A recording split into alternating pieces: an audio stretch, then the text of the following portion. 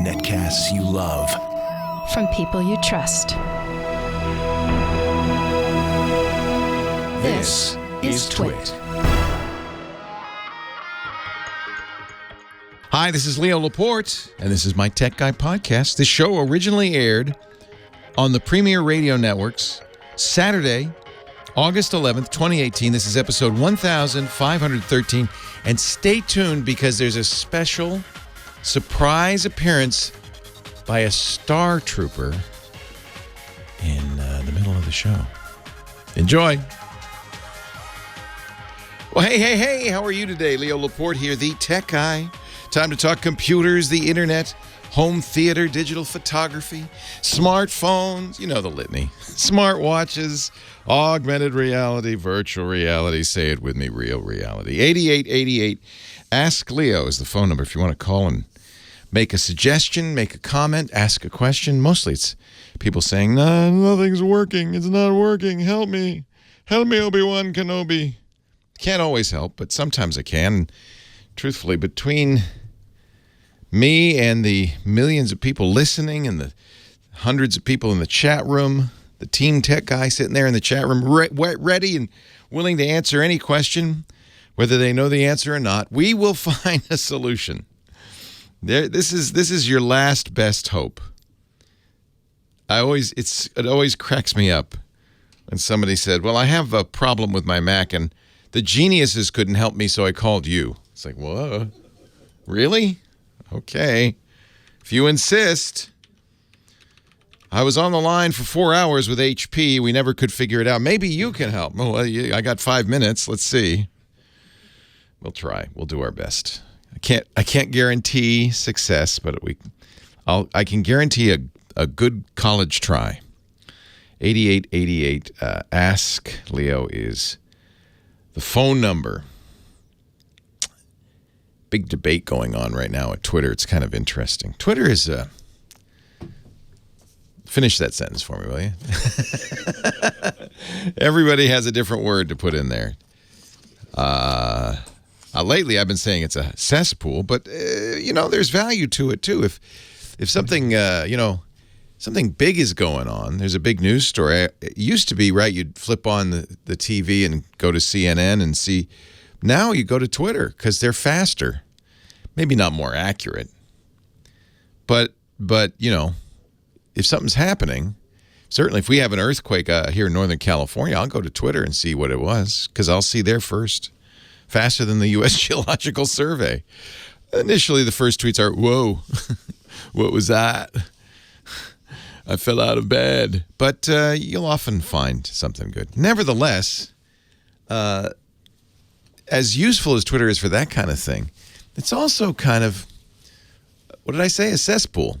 The funny thing is most people don't use Twitter. Most people do not use Twitter. Twitter's total monthly active user base worldwide is 300 million. You can compare that to Facebook, which is verging on 2 billion, and see the difference. Twitter gets kind of a disproportionate, I think, amount of coverage and attention in the media because a lot of media people use it. And a lot of media people are lazy, I'm sorry to say. And an easy way to get a story is, well, look what they're saying on Twitter today. It's a great way to get a story. Twitter, when it was started, and I was an early member of Twitter, was started in 2006 as kind of another form of text messaging, really. That's really what they saw it as. In fact, the interface to Twitter was text messaging. But pretty early on, and that's why it's, by the way, started out as 140 characters, because that's how long a text message was. Pretty early on, though, they realized there was more to it than that. That it was, I guess eventually people call it a micro-blogging service, where you'd write little, short, tiny posts. Now it's 280 characters, but that's still pretty small. And so many people who were bloggers, and I include myself in this, ended up tweeting, not blogging. I joined it in the spring of 2006, quit briefly, came back in, actually I joined in December 2006, I'm sorry, quit in 2007, came back in the spring of 2007, and have been a member ever since. In fact, I have some standing to talk about Twitter because In the dim, dark past of Twitter, and I mean in the early days of 2007, I know you're going to find this hard to believe. I had more followers on Twitter than anyone else. I was number one on Twitter. And it was, I mean, to give you a sense, it was something like 50,000 followers. It's a tiny number. And then I had a race with a friend of mine who was the founder of Dig, Kevin Rose, to see who was number one. I was number one. A guy, an upstart senator named Barack Obama, was running for president. He was number two. And Kevin Rose was number three. And we went back and forth. And then something terrible happened. Ashton Kutcher, remember him? From the 70s show? Ashton Kutcher joined Twitter, and it all went to hell. Then all the celebrities came, and I don't know who's got the most followers on Twitter these days, but it's something like 30 million. It's some huge number. So I no longer have anything near a claim to fame there. But I was there in the beginning, and I remember in the early days of Twitter that they were proud to say this is where free speech reigns. You know, on Facebook you have to use your real name, and they will block you if you do something, if you post a picture of breastfeeding, for instance, they would just knock it down. But on Twitter, anything goes. They call themselves the free speech wing of the free speech party. That worked out for a while, but the problem is humans.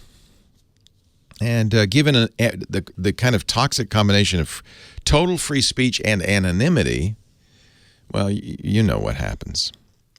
And it's had some problems.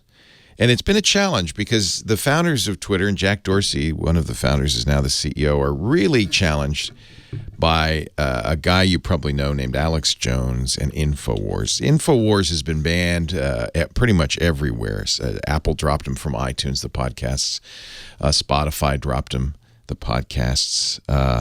Facebook kicked him off after some struggle. But Twitter said, well, he's not done anything wrong.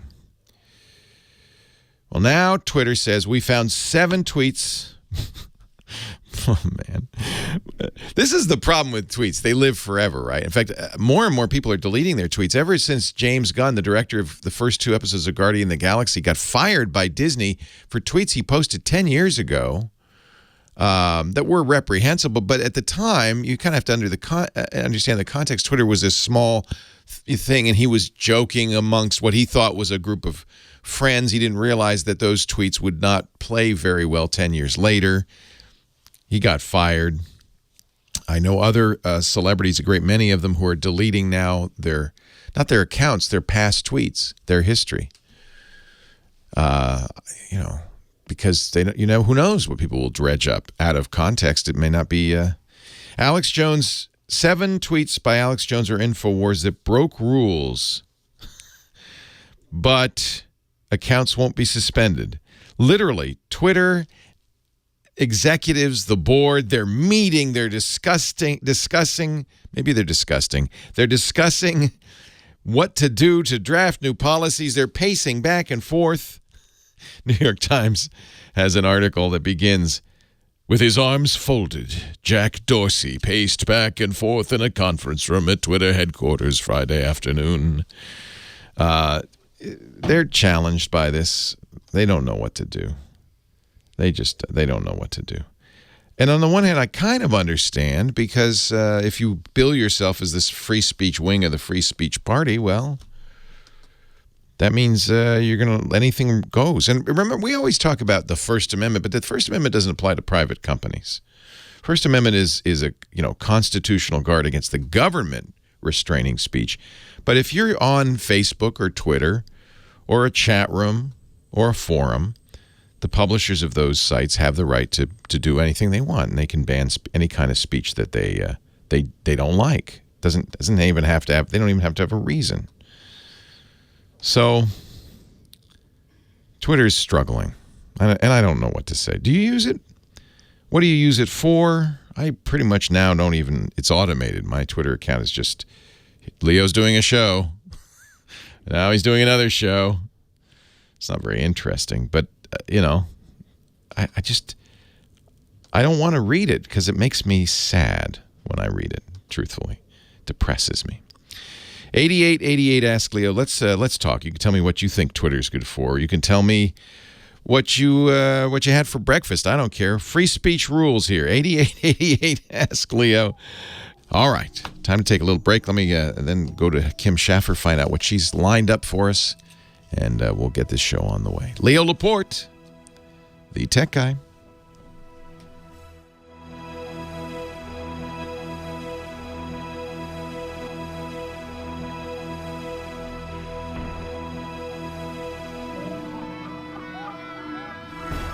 Who are you? I think this should be the Kim Schaffer theme song. Who are you? Like an episode of CSI is starting. Is that the CSI? That is the CSI Las Vegas. This is how ignorant I am. I don't know that. Yeah, well, it was a long time ago. CSI I don't even Las think Vegas. that's still on the air. How many CSIs? It was Miami, New York. The original was Vegas, and that was just CSI. And then It's like that might be it. Were they all basically the same with different actors? Same show, different actors in different cities. How interesting. Same crimes. And thus the end of network television. Boom, right there. It's all over. Oh, it's all over. Yeah. Along comes Netflix. Actually, Netflix is about to be over. What? I know. How's that? This is just my personal opinion. But, I mean, they do great stuff, the Netflix originals, and this is what really They kind do of a great job. woke up the industry, because here it is they're not a network. Yeah. They're not a cable channel, but they're spending this year they spent in fact, some say maybe even as much as $13 billion on new programming. And so they're writing checks all over Hollywood, right? And everybody's all excited. But the problem with that is, in my opinion, there's too many new shows on Netflix. Have you noticed that? There is a lot. I mean, I can't. And a keep lot, up. and all of a sudden, where there were a handful of things like Stranger Things that were just mind-boggling, and Orange is the New Black. Black Mirror. Great stuff. The Crown, right? I liked Ozark. Didn't see it, but this is the problem. There's now, too many. It's there's oversaturation. Dozens, and a lot of them are not very good. Oh. They got Adam Sandler to make, like, I don't know what's going on, like 10 movies in a month. It's like, and they're terrible. Well, yeah, that many in one short period of time equals no quality. Right. So I think they may have, that's just what I'm saying. It's kind of like what the networks did. They may have blown it. But then along comes Apple. They say, we're going to spend $1 billion. And now they've done a deal with Oprah. They've done a deal with the creators. I mean, all these, Drew Barrymore, all these big names in Hollywood. They hired 2 Sony executives. Apple says, no, it's our turn. And I bet you Apple doesn't spray it 100 different shows out. They'll probably do a handful of great shows. Right. And then Jeff Bezos, who is literally the richest man in the world, has enough money to do this, is of Amazon Prime. They just spent almost $1 billion for the rights, not even to make it, but for the rights to the Lord of the Rings books. Oh. Just the Well, rights. yeah, because they're already made. But, well, no, not the movies. They're going to make all the new books. ones. Oh, they're going to make all new ones. Like, we don't need... Guys, it was just a few... We don't need... We just did new ones. What are you, a new... So anyway, this is why it's... Some people say we're at peak television. It's crazy. That's why I haven't seen CSI. I'm too busy watching Game of Thrones. Yeah. And then there's HBO, right? HBO, yeah. Which has always done just kind of a handful of signature shows. And Showtime as well. But HBO was part of the acquisition of Time Warner. I've lost track. AT&T bought Time Warner, right? I think so. And they got HBO, and the AT&T guy they put in charge, we just went out to New York and said, guys, you don't do enough shows. We're going to do more shows because people don't have any attention span. They're going to be 15 minutes long. He says this to HBO. It's over for HBO. 15 minutes. Short programming. More originals. We want to do hundreds. Netflix is doing so well. It's like the guy didn't get the memo. He's fighting last year's battle. And then there's YouTube. Yep. Okay, I'm sorry. It's funny. I know, rant over. Ranting I can over. go on with the whole movie pass, but that's a whole another subject. Oh, a movie pass. Yeah. It's like I bought that last year. It was great, and now every other week they're changing the rules Because they're like, bankrupt. Yeah, they're bankrupt. And hey, what in my agreement? Wait a minute. You're going to give people, how much did you pay them for movie pass? I got in on the $89.99 A deal year? for a year through Costco, which is great because I've already seen my $90 worth of movies 10 times over. That's not the issue, but So why are they going bankrupt? I don't understand it. because I'm one of those people Because who goes to everybody movies, paid $90 and saw $900 worth of movies, and they're running out of money. What a surprise! And not one single time did I buy anything at the concession stand. You're the problem. I am the problem, and I fully admit it. Hey, if you're going to give me a deal like that, I'm going to take Look, advantage of eat it. some popcorn, will you? Have a Coke. No, I bring my own. I sneak it in my big bag. Oh, God, you're so bad. This is not what they thought would happen. But you know what? This is the problem. Humans Humans are smart. I'm not gonna, I'm yeah. You've been answering the phone, and you've put some humans on the phone. I have Fiona in Agora who actually kind of relates to this topic because I think she's gonna need you to bring her into this century. The modern world. With the Netflix and the YouTube. The Netflix and the Twitter, and the kids are using it. Hello, Fiona. Leo Laporte. Hi there. Welcome from Agora, California. I hope you're ready to take a step back to 101. I'm ready to go back to 1992 and escort you into the new century. Kicking and screaming, but I'll go. Tell me what you want to do. I have a computer that I bought because it was on sale. Yep. Good price. Didn't have Wi-Fi. I didn't know I was going to need Wi-Fi. Then I have a TV that's just HD TV. Nice. Now, I have a little handicap, so I want to watch on the TV, which is in a different room. Yeah. With half a wall between them. Yeah. And, I would like to watch not at the desk at the computer, but on the TV. I like to watch YouTube and Netflix and so forth. Oh yeah, sure you do. Do you have? Let me ask you. You do have internet of some kind? I will. No. Okay. Oh, you're gonna love So it. the first thing you need to watch YouTube and Netflix and all this stuff. We call this over the top. I was watching it on DSL, and somehow it couldn't supply me anymore. So now They cut you off?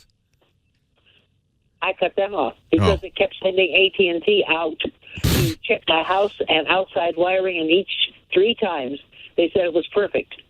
So we're going to get you. Yeah, no, I don't blame you for cutting them off. It's the phone companies. They don't really want you to do this.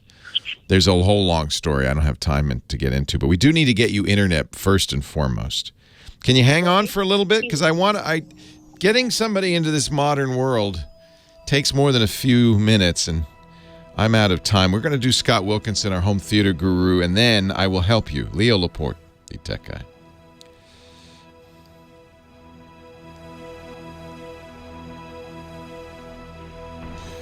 The problem is you don't have cable, right? That's why you want to watch YouTube. I don't have anything. You got nothing. So somehow we have to get you some internet. Well, AT&T, I'm very old, and I'm handicapped. AT&T has a special program that's the last year. If you're 55 or older, I think it is. Anyhow, I got to be older. I am, and I qualify. No installation charge and $10 a month. Now, it was 4 years. This is the last year. If you join in the last year, you get a full year. Nice. But they don't want to do it. I sent the paper in and everything. They said, we couldn't read it. Sent it in again. I sent it in because my computer isn't connected through Staples. And they get the paper back saying from their computer that they got it, They said, we didn't get the second page. Oh, Lord. Then I sent it in again. I said, I'm going to tell you what they're going to say. They're going to say they didn't get it. We have the receipt that says they got it from their printer. They don't want to give it. They didn't receive it at all. They don't want to give it to you. No, they don't. And and I can tell you probably that at that price, what you'll get will not be very good. It might not even be fast enough to watch these streaming. Oh, that isn't what they say, though.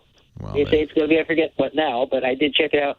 And I said, I know that's the maximum. What is the minimum you're going to give me? Ah, good. Boy, you're smart.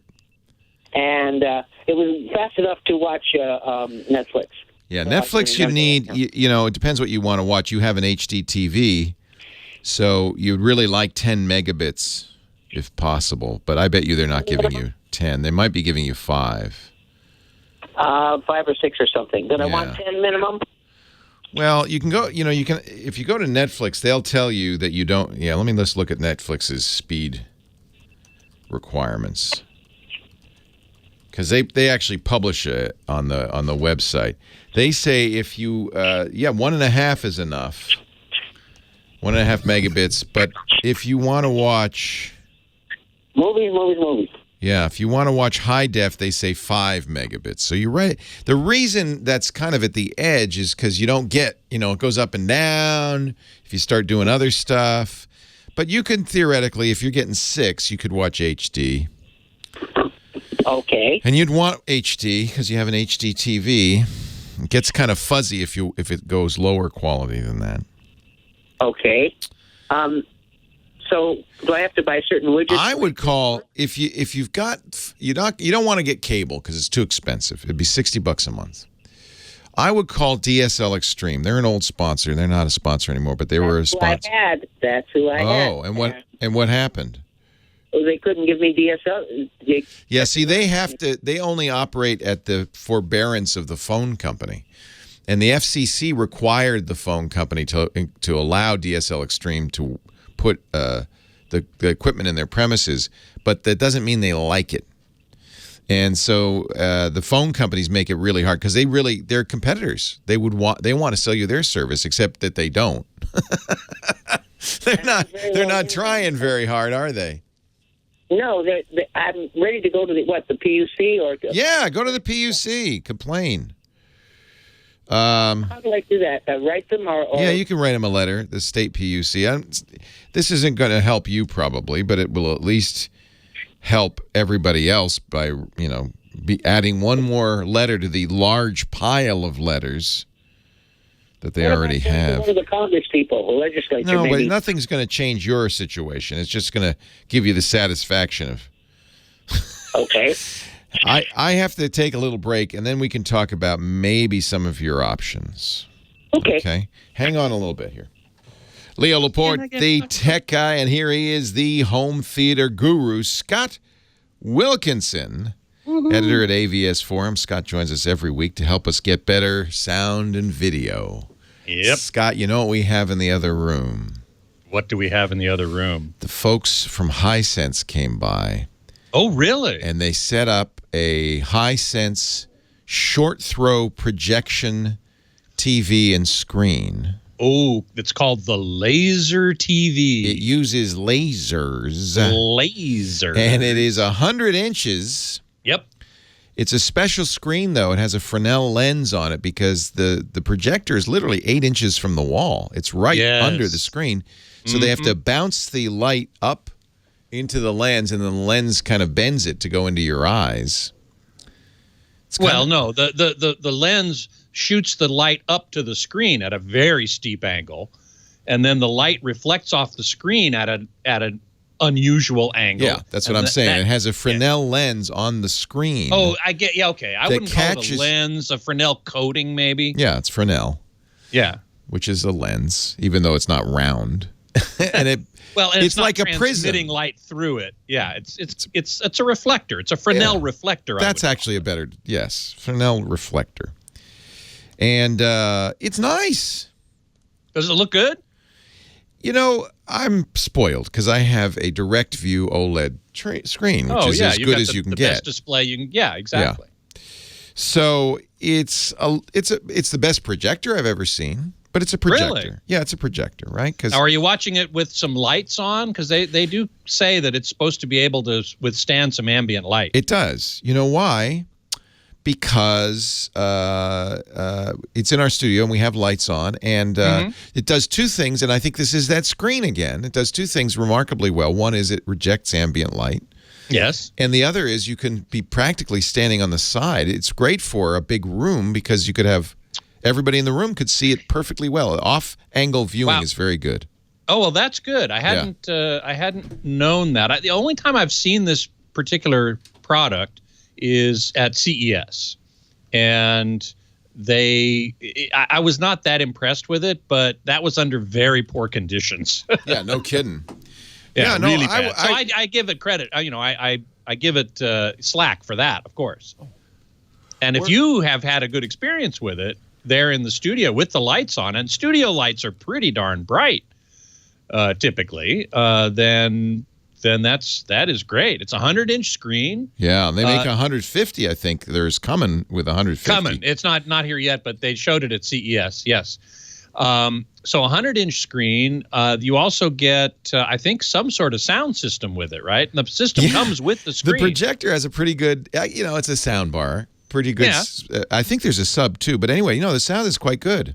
Mm-hmm. I was kind of surprised we haven't hooked it up. I mean, if you're going to, by the way, I didn't mention, if you're going to spend $10,000. That's what it is. On a television, you're probably going to want to spend a few $1,000s and get a nice surround sound system. Exactly. Yes, exactly right. So I don't count the sound system that it comes with as much of a feature. It's pretty good, though. It's better than an average TV. I mean, it's got some, it's decent.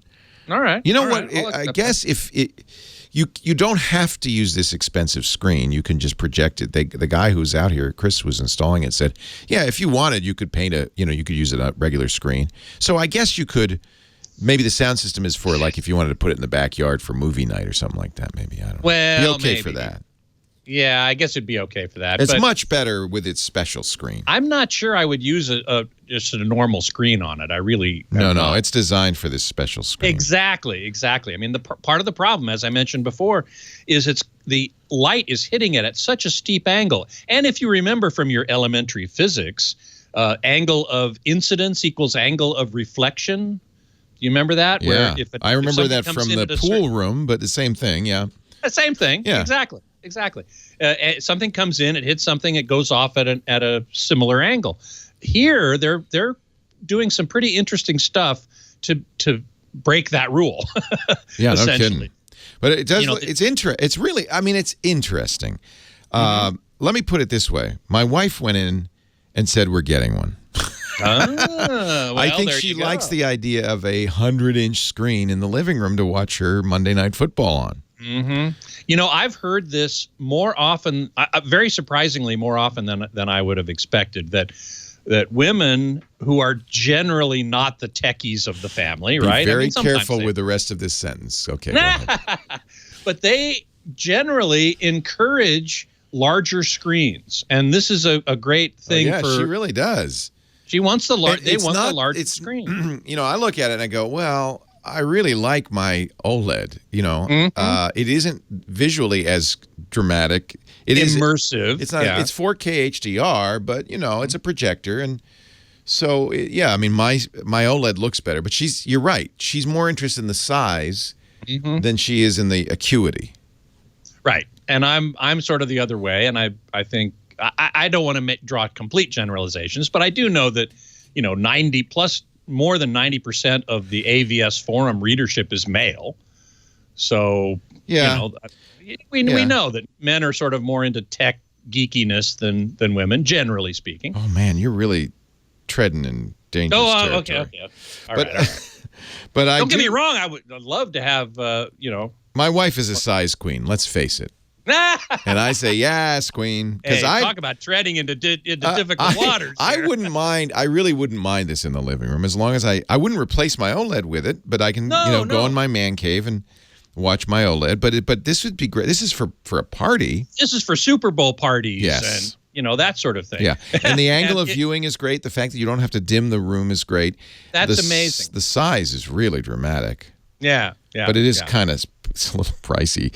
Well, these I think it's a DLP. It's a laser, but it is a DLP. Okay, because even though it's a laser, I see I can see the rainbow. Yeah. Mm-hmm.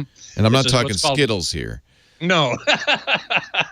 This is an artifact of single chip DLP projectors, which this is, and virtually all home cinema projectors that use DLP technology are what are called single chip DLPs.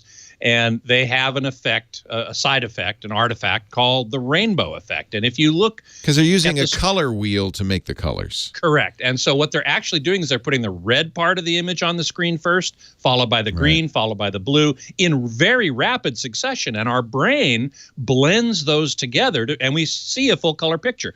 But if we start looking around the screen quickly, then we end up seeing these momentary rainbow artifacts. And some people are more sensitive to them than others. I'm not as sensitive to them as some. You might be more. I didn't really see it until, there you are, Scott. Look how huge. Okay, so let me tell you something. We're putting Scott up on the big screen. It's like you're like life size, which is weird. It's like you're there. Like I'm there. And the other thing is John's going to put his hand. You can't block the screen unless you really go right up to it. You can't. You can't do shadow puppets. This is the beauty of ultra short throw projectors, which this is. There are other ones, right?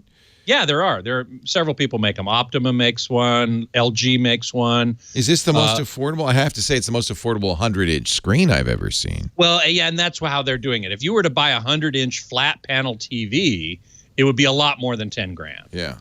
So, they're marketing this as an alternative to a large flat panel TV that you can actually have in your room and have the lights on and not walk in front of the light beam and cast a shadow like John's doing. Well, that's exactly right. I like it. My wife's going to make me buy it probably. But I just thought I'd mention it. It's Hisense. And I understand they announced at CES the 2-laser 150-inch version of this. Correct. That'll be out. You might see it at CEDIA next month. Next month, only coming up next month. Yeah. You'll find Scott Wilkinson at his website, avsforum.com. He's the editor there. And he joins us each and every week to talk high tech and AV. Thank you, Scott. Leo Laporte, the tech guy. More calls coming up. We're actually going to help Fiona get into the 21st century. I'm liking that. Yeah. She needs internet, though. This is the challenge, She got a computer cheap, but she didn't realize without the internet, a computer isn't that useful, right? So let me, I'm going to put you up on the big screen here. The 100-inch. Actually, you were on it briefly. It was kind of cool. That is cool. Yeah. Let me get you. How do I do in this? There he is. There he is. Actually, he's on the big screen and the little screen. Wow, the 100-inch screen. Maybe I should put you there and the clock down here. No, that won't work. Maybe put you there. Wow, that's pretty cool, man. And the clock here. There you go. Look at that. Well, there's no point in zooming in because you want to see the room, right? You want to see that he's on the big screen. The big screen, and I'm actually larger than life. Let me go stand next to you. You'll see. Okay. This is pretty cool. They offered me to review this, and I don't have any place to put it. Unfortunately, it requires that you drill some holes in your wall and install this screen. And I wish I could have done that, but I just don't have the opportunity to do so. There's Leo. Wow. I'm bigger than Leo. Wow, look at that. That's amazing. Reminds me of the movie Megamind when he shows up and rawr. Wow, look at that. That's amazing. That's pretty cool. Now, in my screen, when Leo gets back, I'll ask him about this, but on my screen, it looks kind of blue. And it's probably not calibrated, I would guess. But it's on that screen. It's going through the camera. Yeah, I don't know if Chris, when he set it up, calibrated it. I doubt he did. It doesn't look blue. I don't think it looks blue in the in real. No, we watched some HDR content yesterday. I brought on my Xbox and a couple of DVDs, and it looks pretty good. We watched Blue Planet 2. Oh yeah, that's great. And Blade Runner 2049, and they looked quite good. Yeah, and you can see we have the sofa set up. So obviously no work got done yesterday. It was fun. How long did it take him to set it up? Most of the morning. Mm-hmm. Now Robert Heron is coming today.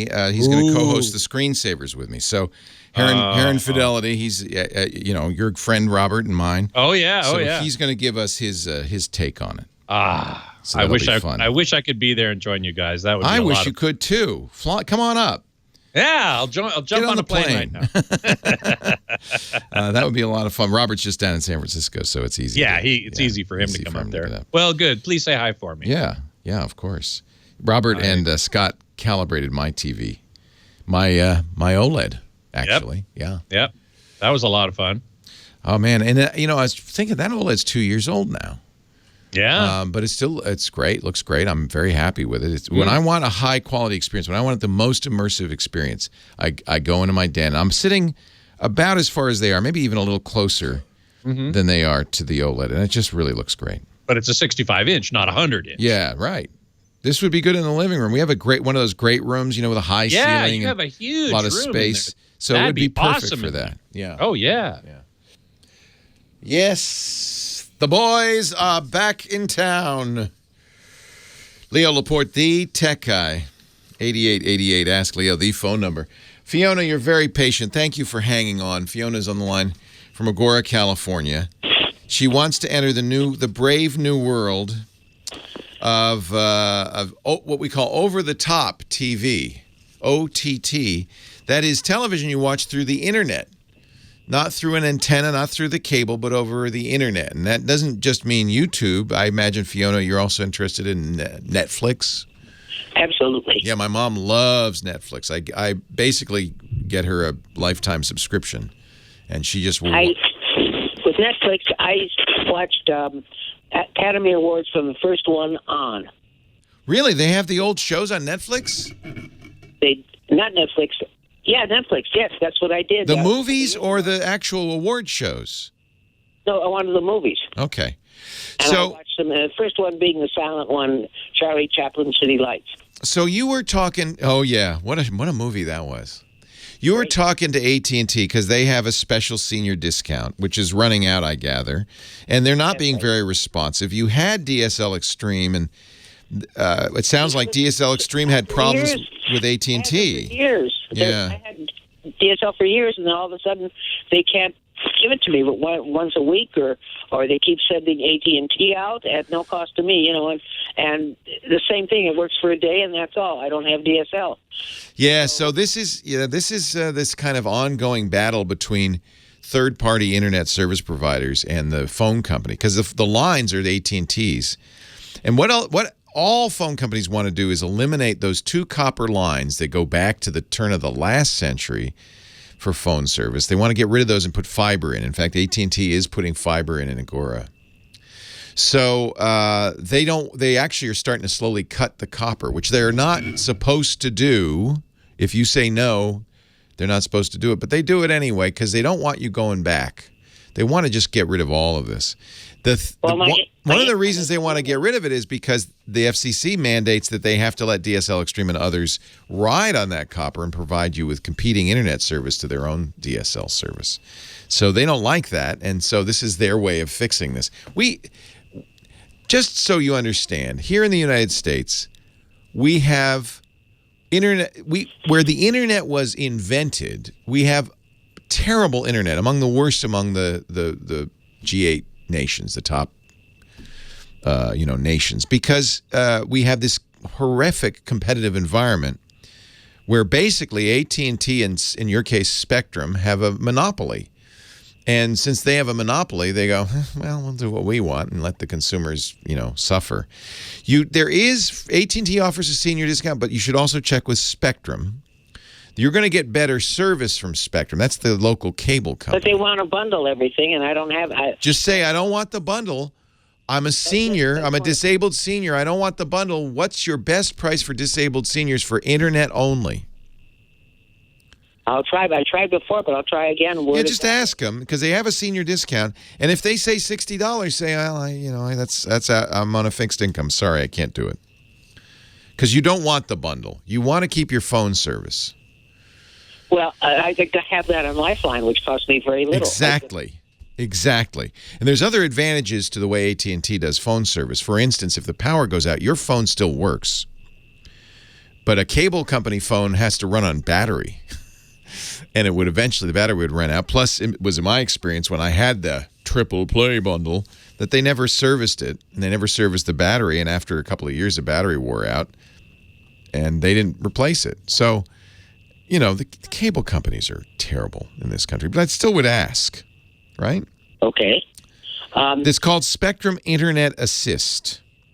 Assist, okay. Say, I want Spectrum Internet Assist. At least you'll be comparing. Now you can compare apples to apples. And I would, I mean, if they require you to fax them something, I'm so sorry. Okay, Staples is nearby. I do everything from there. Yeah, good. I'm looking at the chat room where somebody's gone through something very similar to you. Tech in San Diego says, I'm dealing with the same problem. AT&T promised to extend my 6 megabit DSL service for an additional year, $20 a month. I have documentation, etc., but they can't find it. They won't let me email them the proof. He says, I filed a complaint with the CPUC, the Consumer Public Utilities Commission, and it worked. He got a discount. So maybe you do file a complaint with the CPUC and see if maybe that shakes something loose. Oh, okay. That's your third option. First thing I do is call Spectrum, and then maybe call AT&T. Say, well, look, Spectrum's offering me this. I think I'm going to switch. See if they maybe get it together. Pit them one against the other. They're certainly doing that to you. I'll call anybody, Yeah. Now, what about if I get a smartphone? I just have a flip phone, a plain one. If I get a smartphone and throw it to the TV, can I watch it on that way?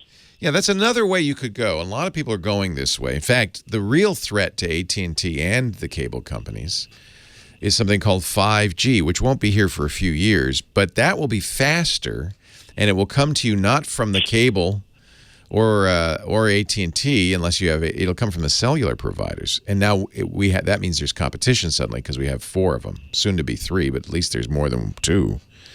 So 5G may be the solution for you. For right now, you'd be getting LTE. In general, the cell companies will limit you to 5 gigabytes a month, which unfortunately you'd run through in a week if you start watching movies.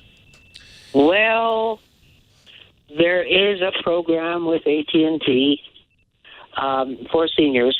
Check it out. Here. Oh, I know all about it. Okay. And it's hard to get, but there's a way, which I discussed with you off the line, not publicly, but you're supposed to have everything unlimited.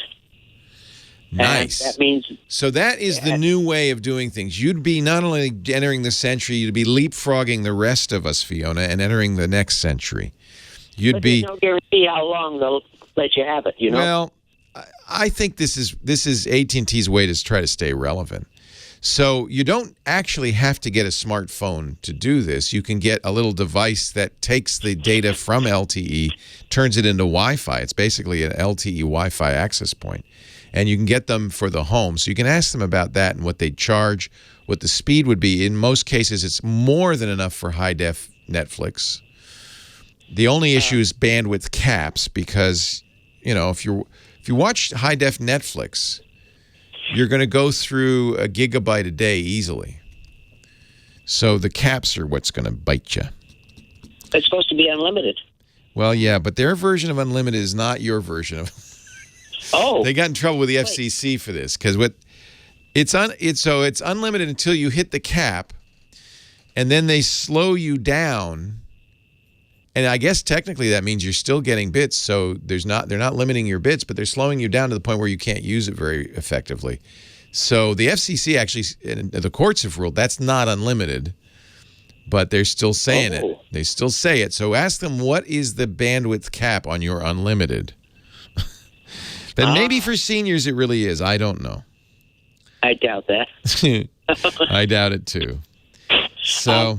what about these things called Roku or that kind of thing? Is that that's what?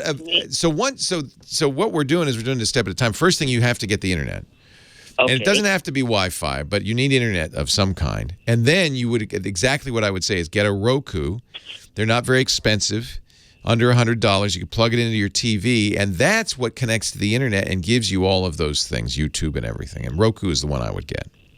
So I connect it to the TV, not to the computer. Right. And then on the computer, I get... think of the Roku as a little dumb computer that only does one thing, gets TV signals from the internet. You can add channels. It has Netflix, YouTube, all the stuff you want. But I have to get it to the Roku, internet to the Roku. But you have to get internet. Yep. And if you have Wi-Fi, the Roku will do that. Some Rokus will actually connect hardwired. I have the Wi-Fi, I understand. Yeah, no way. So that's why I said the first step is get internet. But once you get internet, then you can get a Roku. There are other choices, but Roku's probably the one I would get. And then How do I get it from the computer to the Roku? It doesn't come from the computer anymore. It comes from the Roku. The Roku is the computer with the TV. Oh, it's like a sort of hotspot or something? Yeah, it's basically a little computer, but that it only understands how to get Netflix and stuff like that. That's all I want from it. That's all you need from it. You plug it into the TV. You have a remote control. It uses the TV to tell you what you're watching. It's what I use every night to watch TV. You can get Hulu. You get YouTube TV if you want to get local channels. There's a lot you can do with it. But your first step is to get that internet. And everybody's telling me, actually, the CPUC, the California Public Utilities Commission, is pretty good about getting consumer complaints handled. So if you don't get satisfaction, call them.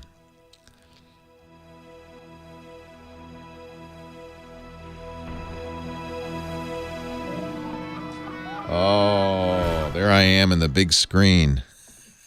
I'm going to put Scott Wilkinson in there, and then the show will begin. Nope, that's Andy Anakos.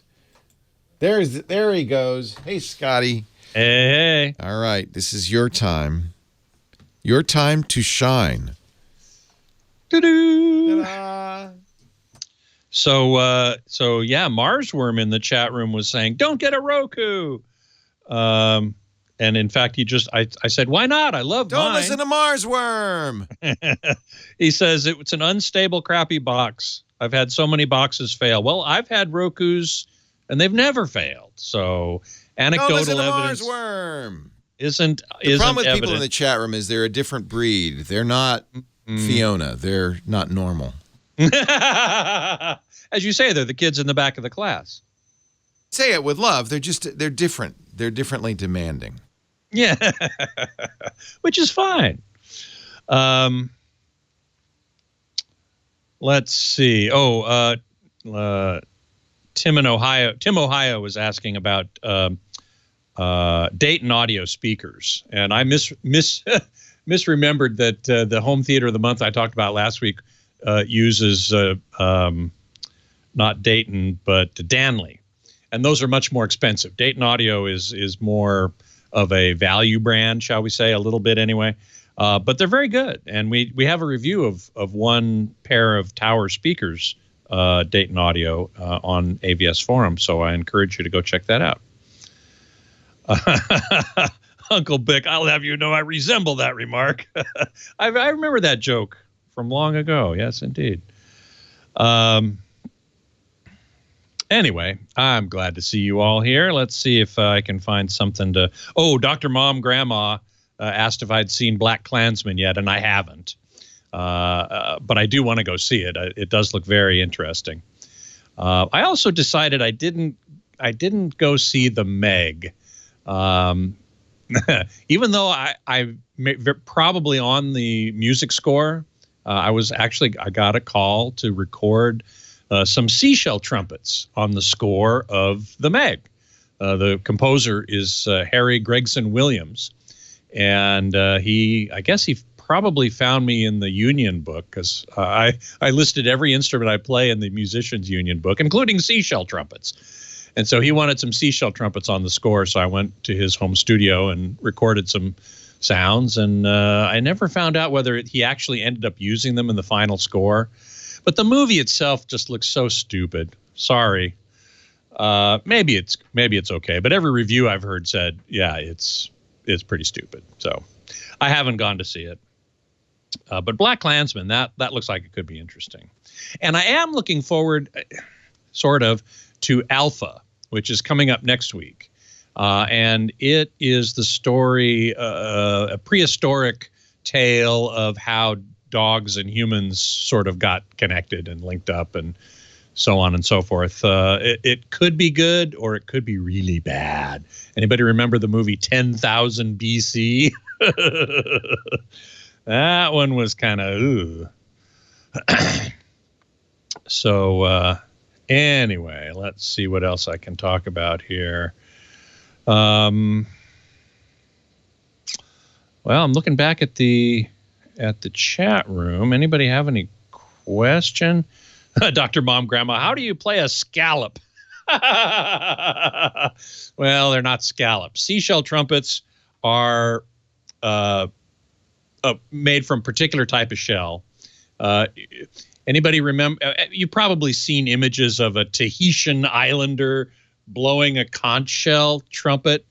This is actually a tradition from all over the world, not only in the South Pacific, but also from South America, from Nepal, believe it or not. Where can you get seashells in Nepal? Well, they're actually fossilized seashells because Nepal used to have a seashore. And then millions of years, the Indian subcontinent crashed into Eurasia, and Nepal became very landlocked, but they had seashells from all that time ago, and they actually use seashells in their Buddhist rituals. So I have been a big fan of playing seashell trumpets, which typically are very large shells, and they have a long spiral, and so you cut the end off, and it forms a little mouthpiece like a trumpet, and you buzz into it, and you can make some interesting notes out of it. And depending on the size of the shell will determine the pitch that it plays. So I was called to do that. Oh, that's good. Dr. Mom Grandma, actually, my dad had one of these, and at the UCSD Reveille graduation, they play one at the start of the grads marching in. That is so cool. I love that. That is just really great. Uncle Bick, do you have any experience with TVs with Bluetooth? I have a client who wants to listen to his Bluetooth set he uses with his phone. They're pretty good jaybirds, Uncle Bick. I don't know quite what that means, but I have no interest in listening to music on a TV's sound system. Sorry. TV sound systems are pretty awful generally, and so they might have Bluetooth that you could play music from your phone, but it doesn't interest me, and therefore I don't have any experience with it. Sorry. T1000 is asking if I have any word from Hollywood about the Avatar sequels. I don't have any official word. I do know that they've been delayed and delayed and delayed. Sorry about that. And they continue to be delayed. And I don't know. I really don't. I do know somebody who works at Fox, works for James Cameron. And I've been meaning to call her and ask her what she knows, but whatever she told me would probably not be, I would not be able to share. You know what surprised me when we were, I brought in the Xbox for this TV so we could run HDR movies. And I went through all my movies, and almost all of the Blu-ray movies are 4K, but not HDR. There are still a dearth of HDR. Maybe there's more now. I'm afraid so. Yeah. I'm afraid so. And not only that, Dish Network just announced that the channel Epix, EPIX, is making available a bunch of free 4K movies. And I wrote back and I said, oh, great. What HDR format do they use? Oh, well, they're not in HDR. Isn't that sad? It is sad. That's another thing on this. They only do... they don't do Dolby Vision. What is no? They do HDR10, I think. No projector does Dolby Vision except the ones in the Dolby cinemas, the professional ones. No projector does Dolby Vision. They all do only HDR10. Yeah, he said something about he gave me a technical reason it was difficult to do. Yeah, very difficult to do. Scott, we're going to take you off the big screen. Oh, darn. Don't forget to say hi to Robert for me, will you? I will, absolutely. Okay. Thank you, Scotty. Good. Well, hey, how are you today? Leo Laporte here, the tech guy. Oh, yeah. Oh, yeah. Time to talk high tech. Computers, the internet, home theater, digital photography. We've got smartphones. We've got smartwatches. We got anything, augmented reality, anything with a chip in it. I'd love to talk to you about it. 8888 Ask Leo is my phone number. 888-827-5536. That's toll free from anywhere in the U.S. or Canada if you're outside that area. Don't worry, you could still reach us. You just have to use Skype out or something like that to get through. 8888 Ask Leo. There is a website, and the website is techguylabs.com. So you don't have to write anything down as we're talking. You could just put it on go to the website, techguylabs.com. We'll put it up there, and you could just, any link or any answer or anything like that. techguylabs.com. That's why it's handy to have the internet. Larry, El Cajon, California is next. Hello, Larry. Leo Laporte, the tech guy. Hi, Leo. How are we doing today? First of all, you have great chops for radio. Oh, thank you. Thank you. Question is, I bought a television from a pawn shop, so I'll let you know that it's pre-owned. And it works perfectly, and I did save quite a few shekels. I bet you did. The problem is that it's an RCA.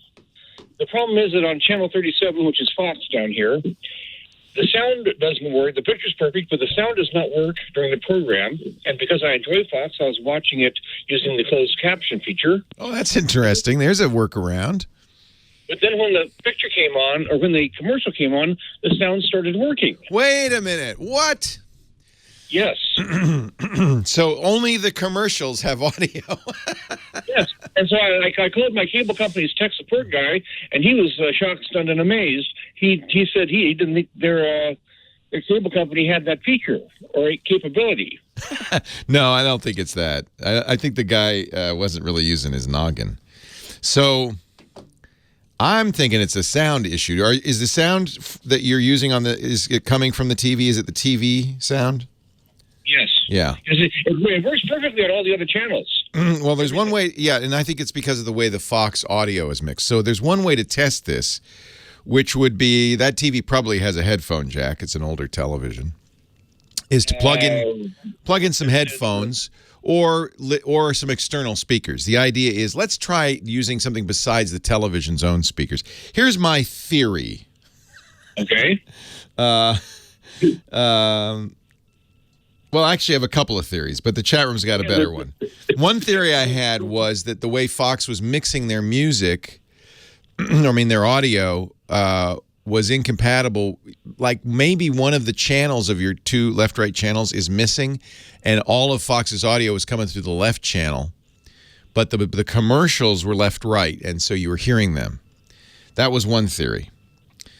The other theory is that you have SAP turned on, the secondary audio program, and I think this is more likely. So that SAP can be used on a television set to put, for instance, Spanish language. So let's say you're watching a ball game. You're watching it in English. If you wanted to watch it in Spanish, you'd use a secondary audio program, the SAP channel, and you'd hear Spanish. So that is available on many channels. If SAP the second audio program is turned on, Fox probably doesn't have a secondary audio program. So what you're hearing is you are hearing the secondary audio in the ad, but you're not hearing it during Fox's content. So go in.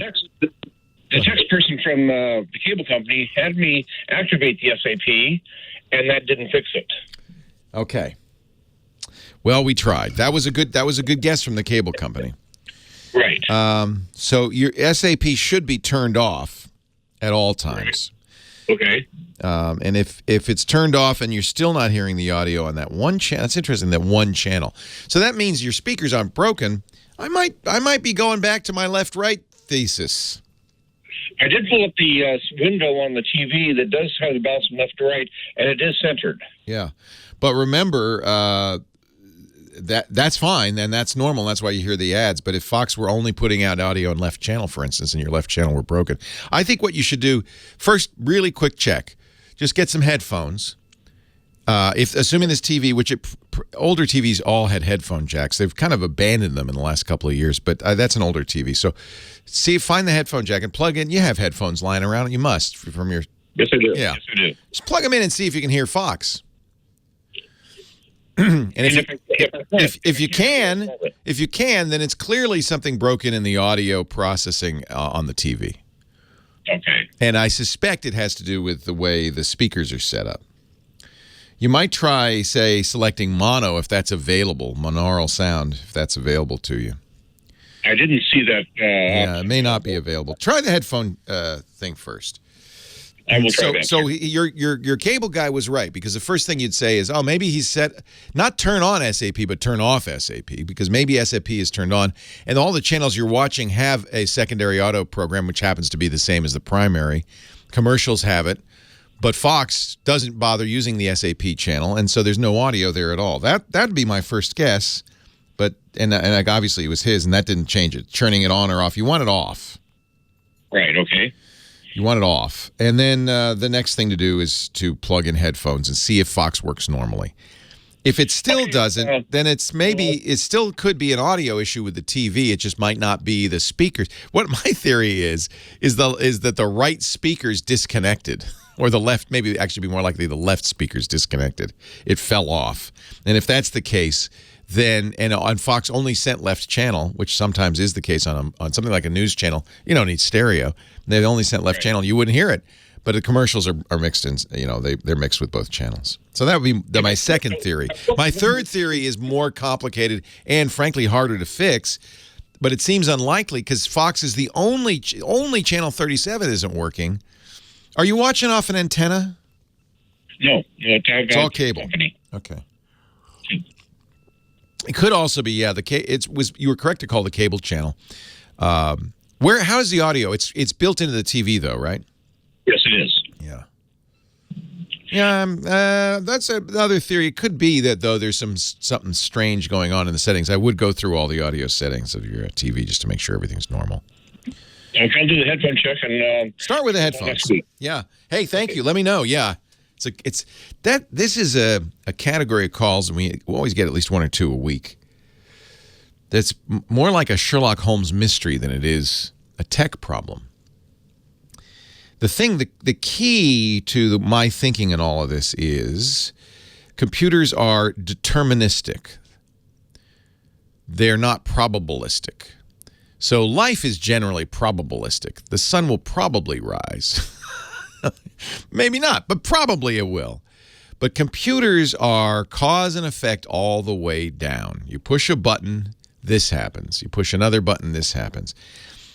Now, admittedly, they're very complex. I mean, you could say weather is also deterministic, right? But it's so complex, it's hard to predict what the weather is going to be because there's too many switches.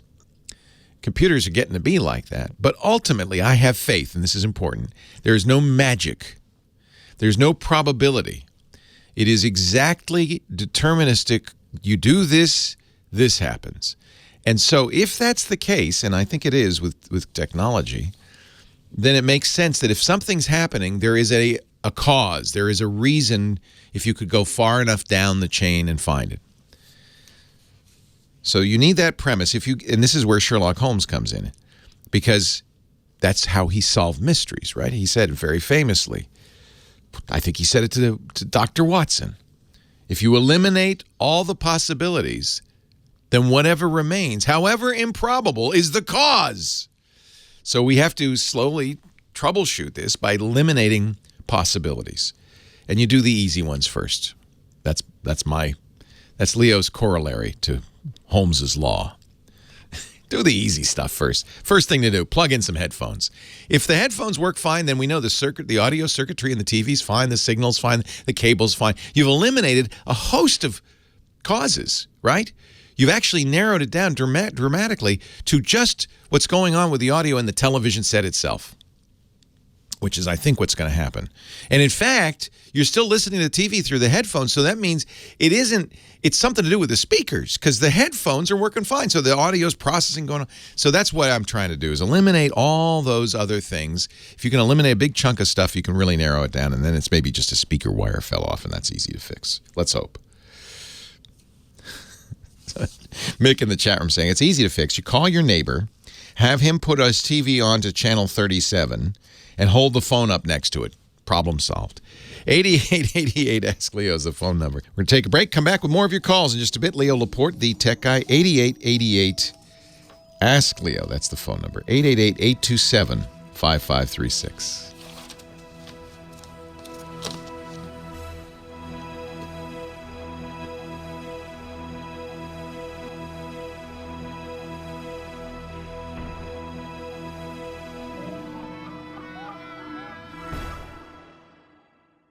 Leo Laporte, the tech guy.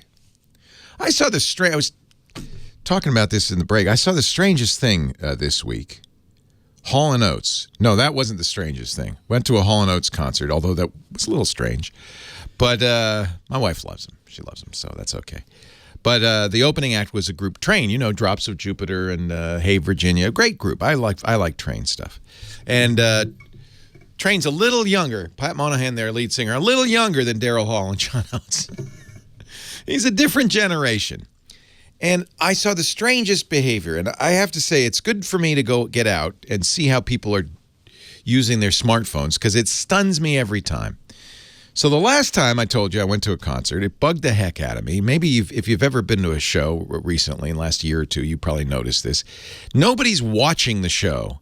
They're all holding their phones up and videoing the show, which means that your view of the stage is obscured by a bunch of smartphone screens and video. So stop it. Knock it off. That's stupid. You're never going to look at that again. But then there's a new thing that people do that drives me even more crazy. So first there's that, holding up the phone the whole time. And there's the occasional really Nimrod who's got an iPad and is holding up the iPad. You might bring back big hats, please, because that's terrible. There's a big iPad in the way.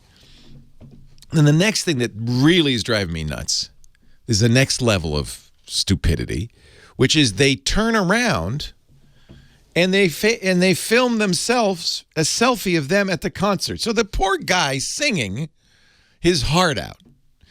And all he sees is a bunch of fans with their back to him and their phone out taking video selfies of them. See, I'm here.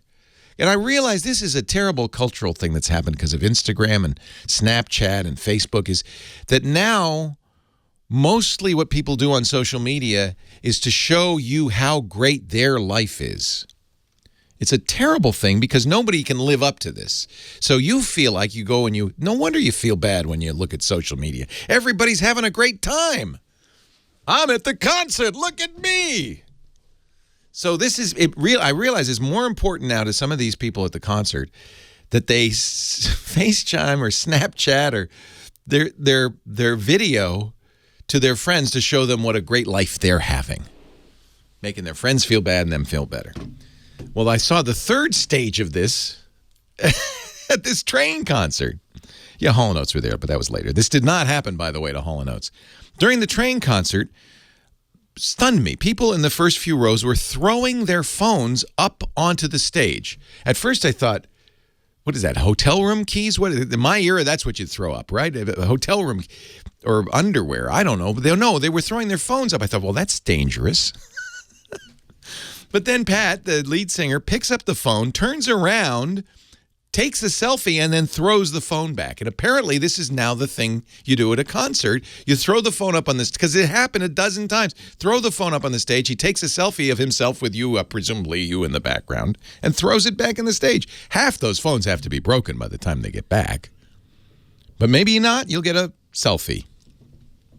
I have to say, to the audience's credit, nobody threw an iPad up on the stage. That's good.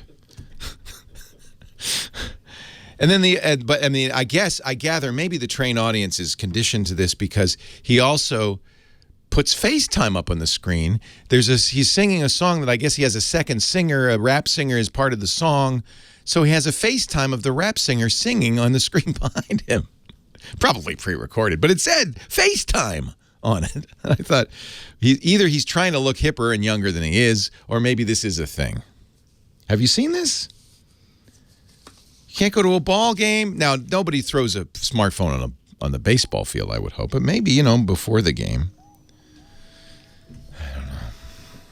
What a world. What a world. Johnny Jet, travel guru, coming up. Leo Laporte, the tech guy.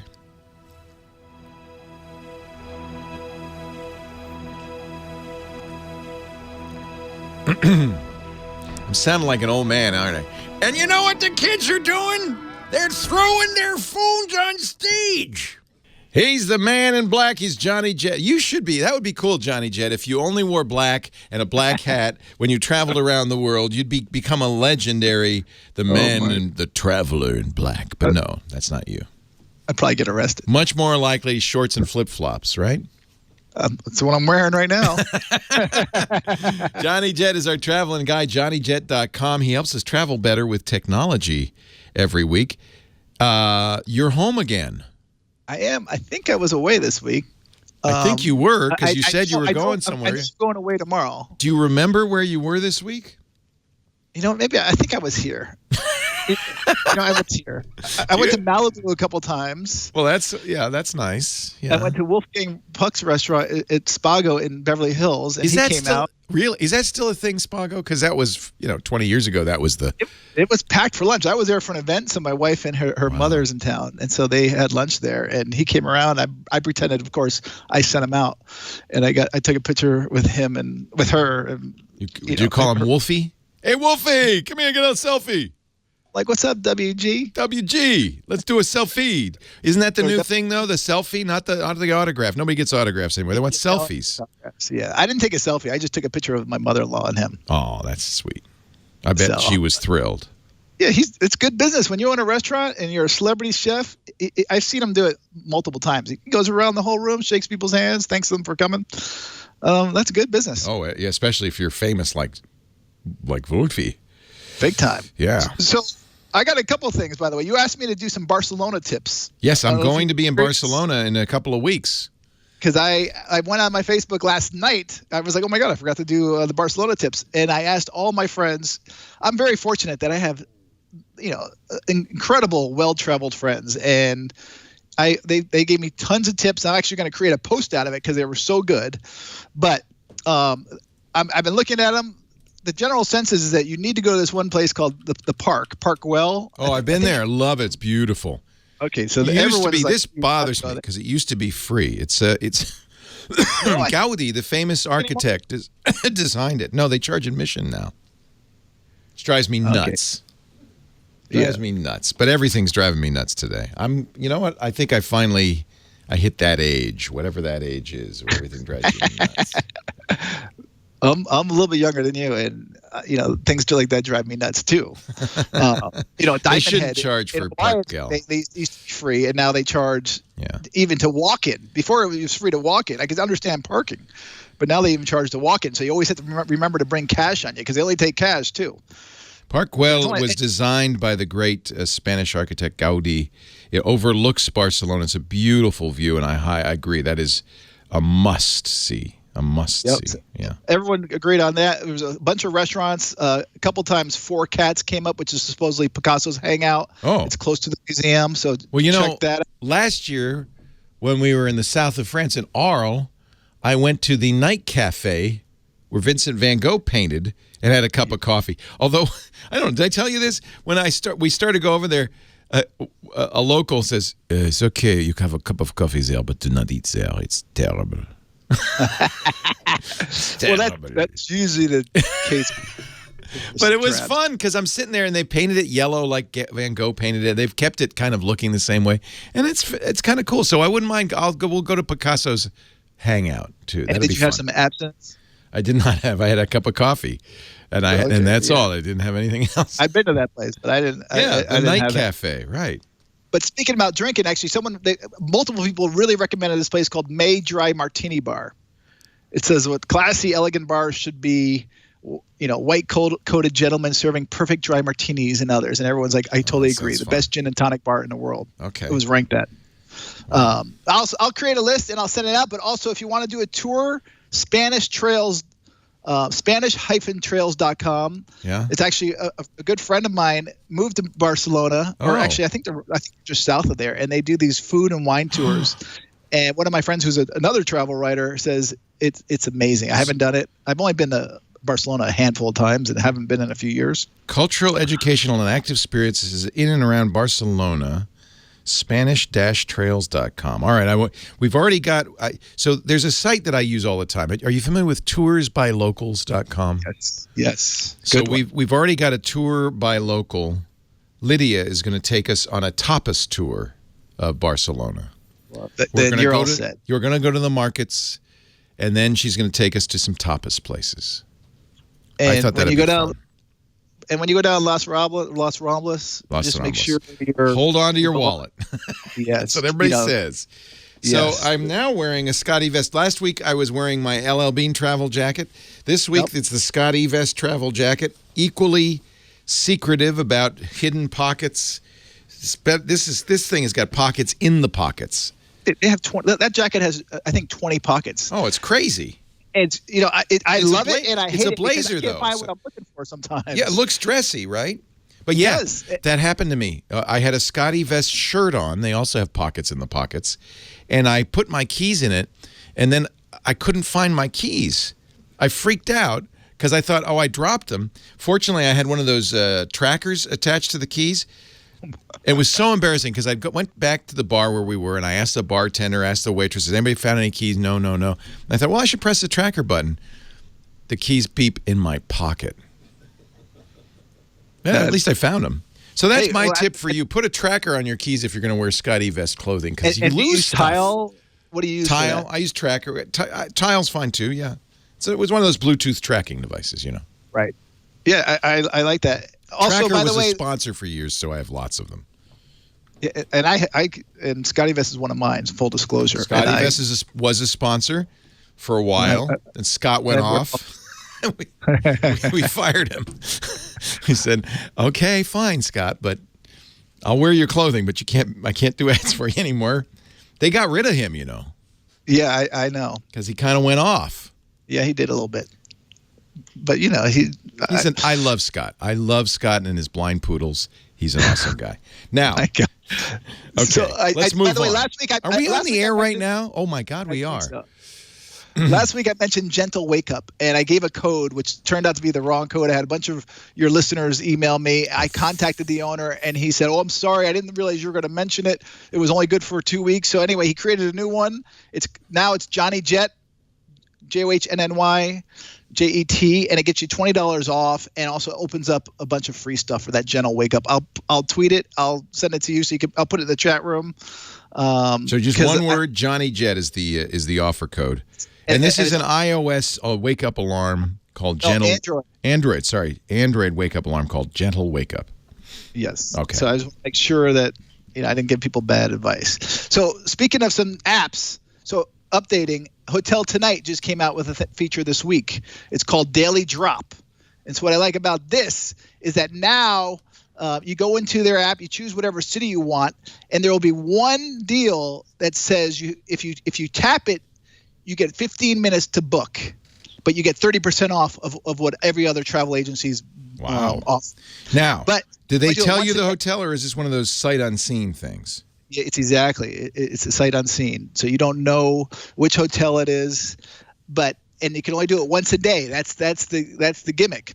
And so you can, but if you're serious about booking a hotel, this is definitely an option that you want to look at, because it gives you have 15 minutes, which is plenty of time to decide. You find out what the hotel is, you quickly look up the location, and you can also compare to Expedia or wherever else you're looking. But it's supposedly going to be 30% off, and that just came out this week. Hotel Tonight. It's iOS or Android. Yes, and another one that just updated their site this week is Open Table, which is probably the leading provider for restaurant reservations. I don't know if you use them at all. I use Open Table all the time. It makes me mad when a restaurant's not on Open Table. Our favorite restaurant was weird. I called them because they were off it and made a reservation, and then I got a text from Yelp saying they use us now, baby. So I don't know how Yelp knew. Johnny Jet, he's our traveling guy. Leo Laporte, the tech guy. We used too much time talking about Scotty Vest. I saw your fingers, and I have a bit of a delay, and so I was like, "Is he playing the air guitar, or is he telling me to hurry up?" Next time I'll do this. Cut. No, that's fine. I don't mind. I don't care. For the people listening online, There's still many people, and this is on the podcast too. yeah. So they have a global rollout of now you can choose your seating. So now you can you can say I want to eat outside. I want a bar. Or I want you to reserve me a bar stool. I want a high top or open table. Yep. Which so here's this is actually a good topic. We should maybe do this next week. But Open Table is one of those restaurant reservation apps. The restaurant has to sign up for it, and I understand they have to use the Open Table software, and I think they even give Open Table a cut, right? Yeah, for sure. It's not cheap, and so restaurants bridle at this. I mean, it's nice, and it used to be everybody was on Open Table, but now there's Resy, R-E-S-Y. That's another one. That's more high-end restaurants. Yelp has started doing this, and in the restaurant we went to last night, which used to be on Open Table, I called and made a reservation, and I guess they had my name in their database because then I got a text from Yelp, literally saying they don't use Open Table anymore. They use Yelp, but we've made a Yelp reservation for you. Oh. Wow. So there's a bitter competition going on. There's another one besides Resy and Open Table and Yelp. There's another one I can't remember the name of that another restaurant we like has switched from Open Table to that. It makes me crazy, though, because now you have to open 4 different apps. Yeah, it's ridiculous. But I understand restaurants don't want to be taken for a ride either, so... For sure. I wonder if Zagat does it too. Zagat might do it. They went now that Google sold them. It's called Reserve. It's just Reserve. Okay. Actually, I'm going to make these my website this week. So Reserve, Resy, Open Table, and Yelp. And maybe there are more. Do some research. What do? You know what we need now? We need a 5th application that checks all of those. Yeah, exactly. It's a good idea. That's what a lot of these different third-party sites do for booking airfare in hotels. We need orbits for reservations. Or a kayak or a Momondo. Kayak for reservations. Yeah. Or Google. I'm sure Google's probably going to do it if they haven't done it already. That would kind of solve the problem if you could just go to one spot. Yeah. And then the restaurants can use whatever they like. Okay, throw your phone at the stage. Everybody. Throw your phone at the stage so Pat can pick it up and do a selfie. Leo Laporte, the tech guy. 8888, ask Leo the phone number. Thank you, Michael Cozio, musical director, for playing that and not Hall & Oates. I got nothing against Hall & Oates. I don't. I love Hall & Oates. But in my earlier years, before I became the tech guy, I was the DJ. And I played a lot of... well, they called it at the time adult contemporary music, which even by its name kind of tells you how awful it is. And it turned out to be a lot of Hall & Oates, Neil Diamond, stuff like that. And I loved it at the time, but then after you hear Sarah smile 400 times, you don't want to hear it anymore. Actually, the good thing about Hall & Oates, and actually I really admire these guys, because I'm sure that the pressure is on when you're doing a Hall & Oates concert to play exactly like it sounded on the radio, all their hits. They had hundreds of them, it seems like, to play them exactly. Instead, they're really a jazz band now. So they start, Sarah Smile, they start normally, and then it's jazz. They improvise, and it's good. I was actually quite pleased. But you didn't listen for that. You listened for me to answer more calls about technology woes like Don in Cranston, Rhode Island. Hi, Don. Hello, Leo. How are you? I'm well. How are you? Doing good. And getting around that time that the old iPad Air first generation is getting a little long in the tooth. It sure is. Yeah, and so I got two rules about buying Apple products. I don't buy the brand new thing. I always wait a generation or two. Yeah, that's fair. Apple doesn't like that, but that's okay. Well, then they better lower the prices.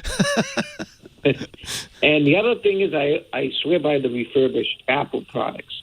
Fantastic. Yes. If you're going to, so people often ask me, is refurbished okay? If you're buying it from the original manufacturer, absolutely.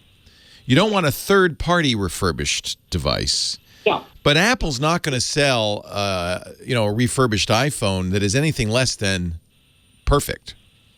Exactly. In fact, the iPad I'm using now, the the first generation Air, it was a refurbished Yeah. one. Usually what that means, the law changed a few years ago. It used to be that this was a real bane in the technology world. A retailer would sell a laptop. You'd get it home. You'd open it up. You'd turn it on. You go, oh, I don't like this. You'd bring it back. They'd repackage it and sell it as new. Right. And then the California state legislature said, you can't do that. And so now, if it's been opened, they can't sell it as new. And generally, that's what you're getting. If you're getting a refurb that's a current model, and of course, you don't save as much. You save a few $100, but that's nice because it's basically a new machine. It's untouched. And I think the battery's new, right? Yeah, everything's new, and they warranty it exactly as if it were brand new. And usually it's because it is virtually brand new. It was an open box, basically. Right. Well, my question is, because I'm using such an old iPad, I know it's going to be amazing no matter which generation I get. Anything you get now. Here's my advice, though. I would wait because the generations are about to advance, right? Yep.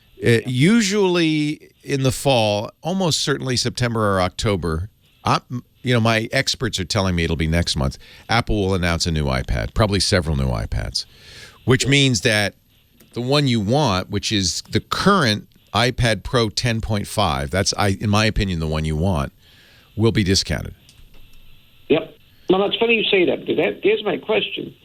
Is there a big difference between the 9.7 iPad Pro and the 10.5? Well, there's 0.8 inches, obviously. Okay. What they did is they shrank the bezel a little bit, so it's a same size device, but a bigger screen. But the real-world performance. Yes, there is. They put in the iPad Pro much faster. Really, it's a desktop class processor. So that's one thing. It also, the screen technology is different. They've laminated the screen on it. And so there's a little, until you see it, you won't notice it, but there's a little depth in the other iPads between the glass on the screen and the screen that makes it feel a little bit like you're floating above the screen, especially when you use the pencil. Now, the iPad Pro was designed to use this new pencil technology. So they laminate the screen right onto the glass, gives you a better result. It is a much better screen. It does what we call true tone, which is it adapts to the ambient light to give you a more accurate tone. And the biggest difference is now it uses the Apple Pencil. Now, and it has a keyboard connector for a smart keyboard.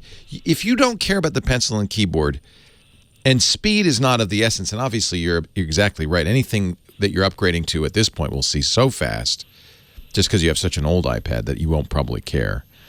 Right. So if the iPad that's selling like crazy right now is the $329 base model. Yeah, I don't want that one. I definitely want the Pros. Okay, well, if you're going to get the Pro, then don't get the 12 because that's like a pizza box. Right. It's a little too big. The 10.5 is fantastic. Okay. You save money by not getting a lot of storage. They offer it in a bunch of sizes. It starts at 64 gigs, goes all the way up to 512 gigabytes of storage. I don't know anybody who needs 512. 64 is plenty. Yeah, 64 is plenty. So that one starts at $650. It's a little pricey, but you're getting, I would say, a great iPad, and I wouldn't be surprised to see them discount that $50 at least in September when they come out with the next generation iPad Pro. Now, here's what you won't be getting, and this is a guess because they haven't announced it yet, but almost certainly the next generation iPad will have face recognition instead of Touch ID. It won't have a physical home button. It'll be like the iPhone 10. Yep. It'll have a larger screen as a result because it doesn't need to save space. It will also have, and some people are not happy about this, but I think it will also have the notch that the iPhone 10 is famous for. The little cutout. And a lot of people don't like that. That's the little cutout for the Face ID stuff. So whether it'll have the notch or not, no one knows. I noticed they've made changes to iOS 12 that make me inclined to believe they will, but maybe not. But almost certainly it'll have Face ID. But they will also have a faster processor. That's one thing Apple's done so well, much better, frankly, than Intel. Intel's processors have not been much faster each generation in the last few years. But Apple, every year, like clockwork, the A10, A11, this will be an A12, has significant 30% improvements in speed each time. That's great. So I would expect that you'll see that. But you won't be getting that. But you know what? The 10.5, that is my go-to iPad. It has been for a year since it came out. I love it. Great. Sounds good. Highly recommended. May I ask another very fast question? Certainly. Okay. Now, because I'm going to be getting a new iPad, and I have, quite a bit of information on this one. When you're dealing with a Windows computer, you always want to do a clean reinstall. Right. Refresh. Everything looks great. But is it the same thing with an iPad? Not anymore. Nope. I back it up and then... You could. I would back it up. It's always a good idea to back it up anyway. I'm not backing up the extra stuff, crud, whatever. Here's what I would do. I'd back it up anyway, just because it's good to have that backup. So you can always restore, and if something goes wrong, you can go back to the way it was. And that's one of the nice things about the iPad backup. It's basically an image backup. When you do the restore, it's exactly the way it was. Right. So do that. Plug it into a machine with iTunes. Run iTunes. Do the encrypted backup that'll save all your passwords. I do that, but I'm saying now. But you don't. But don't wipe the machine. Just update the iOS. You don't need to do anything else. No clean install necessary. Okay. Sounds good. All right. All right. Have fun with your new iPad. Yeah, I have a bad, habit. I buy the next thing whenever it comes out, the minute it comes out. But that's kind of my job, right? Because I have to review it, right? Right? Just say yes. He's absolutely right. The smart thing to do would be to buy last generation. You save a lot of money, and you wouldn't give up much.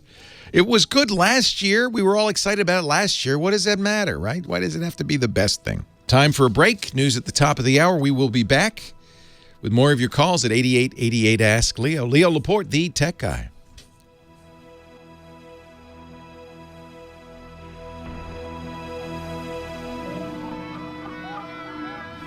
I brought you an old person from your past.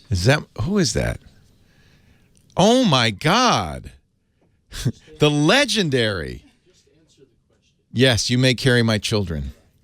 They're 26 and 24. How are you, my friend? This is the man. I want to tell you about this guy. You ever see the movie Star Wars? So this guy, he's driving. Is this a true story, Terry? You tell me if this is true. He's driving along with a guy named George Lucas, director of Star Wars. They run over something, right? No, let's stop you. Come back and tell the story. Radio legend Terry McGovern. Come here and tell the story. Oh, we're on again? The breaks? It's a podcast. You've heard of those. It's the future of radio. Well, I have my back to the audience, Leo. This is very, very inappropriate. But the camera's right there. Once upon a time, in a galaxy far away, I lived in San Anselmo. I was an actor in San Francisco. I got cast to be the teacher on American Graffiti. I did voices for THX. I didn't know that. His exceptional sci-fi. THX 1138. Yeah. Whoa! There's fees involved. Okay. Just throw your phone on the stage. Right, and so anyway, he brought a bunch of us over. You may know some of these old guys: Scott Beach, Jerry Walters, God, legends. Morgan Upton. I'm the only one still alive, and brought us over to his house in San Anselmo. He said, "I'm working on a film. I need some now post." You can face that camera. Oh, cut. I'm working on a film that George. I mean, this is weird, Leo. He's enamored by the number of cameras. Oh, I'm blown away by the whole thing. Anyway, he says, I'm working on a film, sort of an outer space thing, and I need some post-production voices. And there were 5 of us. We were sort of a little jaded, Yeah. We said, well, George. This is the royalty of San Francisco radio, let's face it. Yeah, and George, he'd had a couple of little films. Yeah. And we had no idea what nobody knew what was going on with this. Yeah. And we said, well, could we see the film, or part of it? Because we had no idea what what our motivation was. And he showed us the exploding of the Death Star. Oh, wow. And that was it. Oh, wow. The lights came up in the screening room. We looked at each other. Wow. And said, okay. Ben Burt, the great Ben Burt, won about 16 Oscars before he left Lucas. He went around with the Nagra, and we all had scripts. They were duplicate scripts. In the screening room, they had you do stuff? That's where we recorded it. Wow. And he would hand me a script, and then... What did you do? The thousands of voices screaming out in terror? No, let me do some of my Yes. big hits from the film, Yes. okay? Let's hear some of your Terry McGovern, ladies and gentlemen. Stop. There they go. Blast them. Who could ever forget that? And then they processed it a little bit, so it's a little, yeah. Which annoyed me. No, but the thing I really drew a lucky card was because we all recorded the same thing, and the editor selected my voice to say, "These are not the droids you're looking for." That was you? That was me. I'm going to go home now and rest. Oh, my God. But didn't you come up with the name Wookiee? What happened was, I found this out by reading Rolling Stone a few years later. They asked, where did the name Wookiee come from? And George, in print, says, I had an actor named Terry McGovern who came into the recording session and said he had run over his pet Wookiee. I have a friend to this day whose name is Bill Wookiee, and I was with him in the Army Reserves over in the Presidio. We got a couple hours off to go and record the thing. So he sort of mixed it up in his head, but it was a great story anyway, you know. You know what? I don't know if we've ever met, Terry. Leo, we met when you were at Tech TV, briefly. Must have been. Yeah. Because, I mean, you're my hero. I grew up, well, not quite grew up, but I was a... What does that make you to me?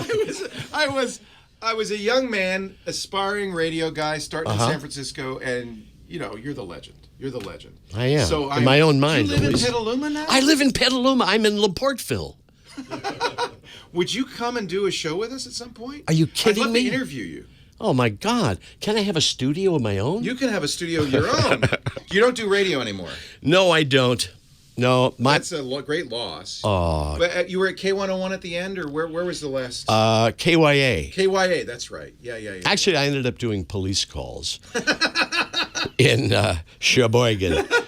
No, my family's up here. My son is a police officer right here. Here? He could come and bust a lot of us. He's a Petaluma guy? He is indeed, Neat. Bren, and my other son is a registered nurse. I didn't know he was your son. Yeah. We had a little contretemps. But it's nothing on now. I'm all right. Did you have need to talk to him? When my son was growing up, he occasionally would meet with police officers. Oh, yes. Yes, I know about that. He's a good boy now. He works for us. Terry, I'm serious. I would love for you to come by and we could sit down and you could tell me stories. I'm so thrilled that I ran into this beautiful woman here. You know Kim? Oh, I do. Not as well as... Oh, this is a long story. She claims that she Facebook messages me. I meet him every year at a the Bay Area Radio Hall of Fame, or I can't. A mutual friends party. And I'm too stupid to know how to even find the messages. So every year I say I'll send you a message. Come and we'll show you. I'll give you the. Why don't I do a tour of the Facebook Messenger? Why don't I do a show for idiots? Okay. By an idiot. Would you like to? Oh, no, I'm kidding. You must. I do. I miss. Oh, well, I have a little.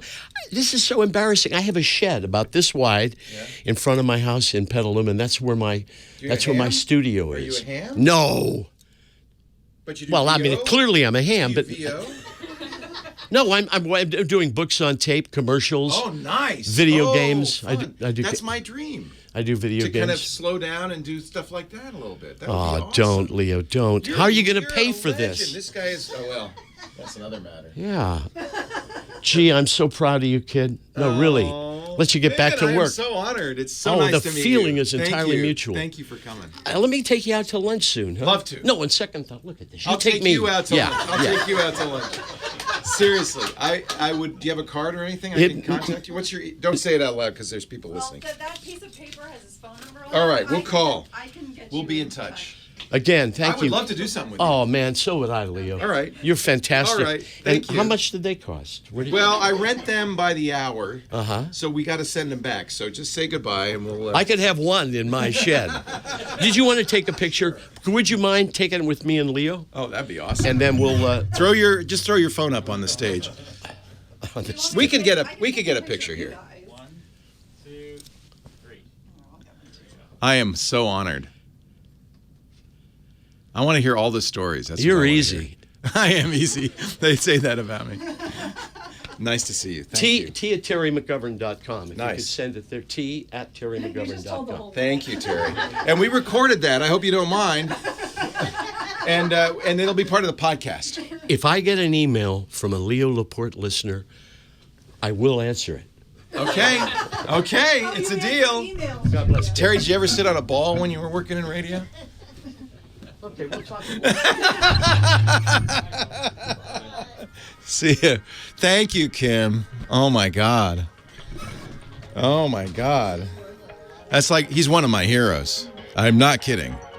He's actually a legend in San Francisco radio. Wow.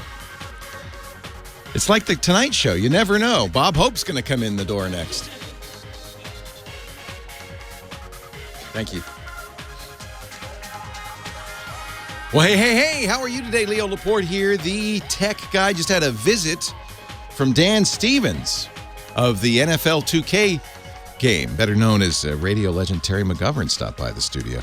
He has a lot of voices for video games now, which is very cool. Very cool. Very nice to see a legend in San Francisco radio come by. Our show is about technology. 8888 Ask Leo is the phone number. If you have a question, a comment, a suggestion, would love that. All you have to do is call that number. If you're in the U.S. or Canada, it's toll-free. If you're outside that area, you could still call. Just use Skype out or something like that. We'll talk high-tech. Danny on the line from League City, Texas. Hello, Danny. Hey, Leo. How you doing? I am well. How are you? I am fine. I can't believe I'm talking to you, the tech guy. I'm kind of nervous. So. Oh, don't be nervous. You know, I was nervous. You were on hold. Did you hear the conversation with Terry? Yes, sir, I did. I was nervous because, and I never knew this, he's the guy who said, those are not the droids you're looking for in Star Wars. That was. Yeah, I heard that. I'm going, oh my God. So don't be nervous. You and I can both be nervous in the presence of real genius. Yeah, because I watched you on Tech TV, Call for Help, the Screensavers back in the day. And thank you. It was. You were amazing. I was amazing. You're right. Okay, the question I have, Leo, I have an old router. Well, I guess you could say it's old. It's a Asus RT N56U router. And is there any way to change the client names in them or not?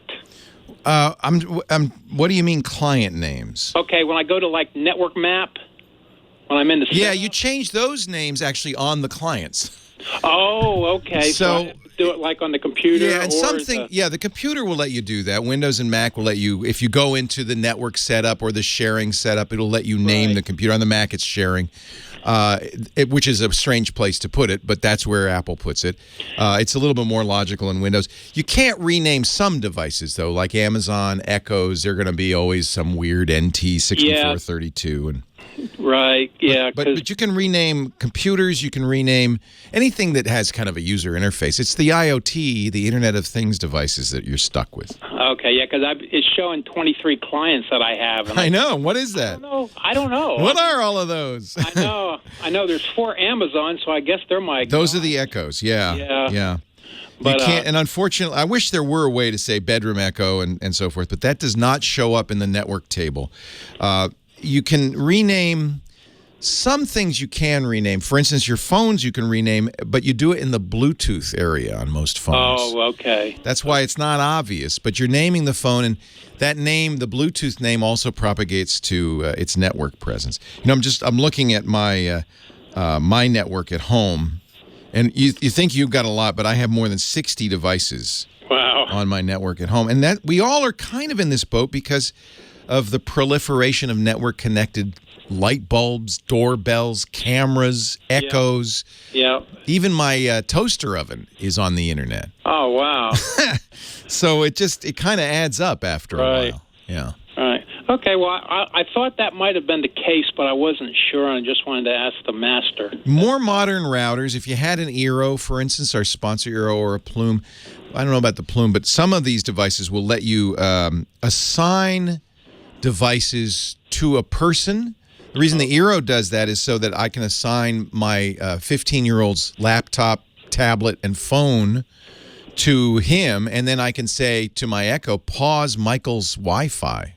And it'll pause his devices. In the process of that, you can name the devices. So a smarter router you'd be able to. This old Asus probably not. Now, that's then my next question, if I can ask you one more. What router would you recommend, say, for, I don't know, budget, but say under $300? I'm going to send you to a site called thewirecutter.com. They review everything. It's a New York Times site now. They got acquired. They were originally started by Brian Lamb from Gizmodo, and his idea was, we need to make a site where we just recommend the one. Instead of saying, this is this, this is this, this is and this. Right. But mostly people just say, well, which one should I, just as you did, basically, which one should I get?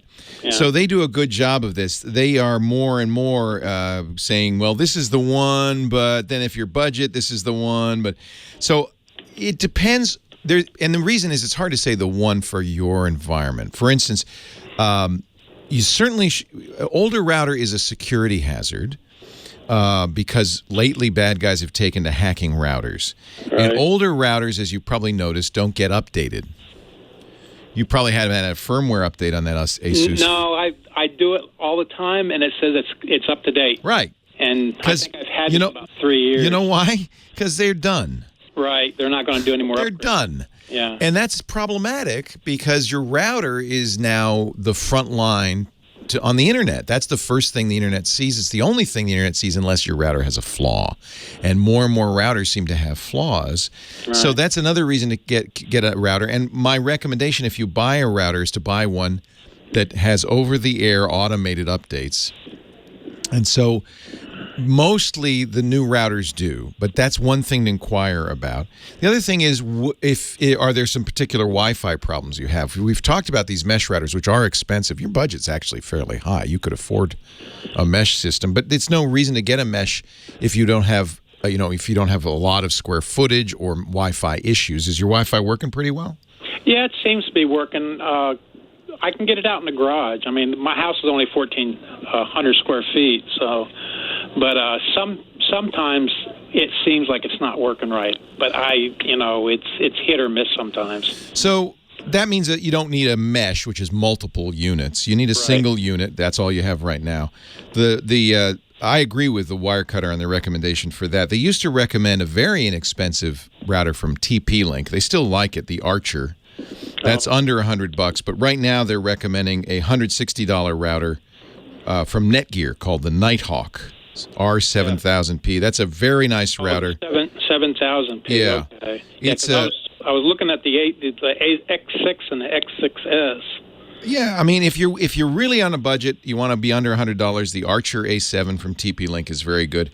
My favorite actually is their runner-up, but it's a little more expensive. It's the Synology RT2600, and that's a $200 router. Oh, okay. I like it because A, Synology does update the firmware regularly. B, it's among the smartest routers out there. And that's Nighthawk also? No, this is a Synology. S-Y. Okay. That's the company. It's a Chinese company. SYNOLOGY. They're well known for their network-attached storage devices. I really love their NASes. But they do a router now, and it is a surprisingly capable router. So in your environment, a single router would probably work pretty well. This is a tri-band. I'm sorry. Oh, okay. Yeah, I think it has 4 antennas. That's I think that's good. Yeah, because I definitely wanted to get at least a dual band because yes, a couple of my laptops are 5, are AC, and yeah, you definitely want the dual band, which means 2.4 and 5 gigahertz. And 5, right. Tri is nice because it's 2 5 gigahertz bands. More and more we're using 5 gigahertz. There's less congestion. It's a little doesn't travel through walls as well.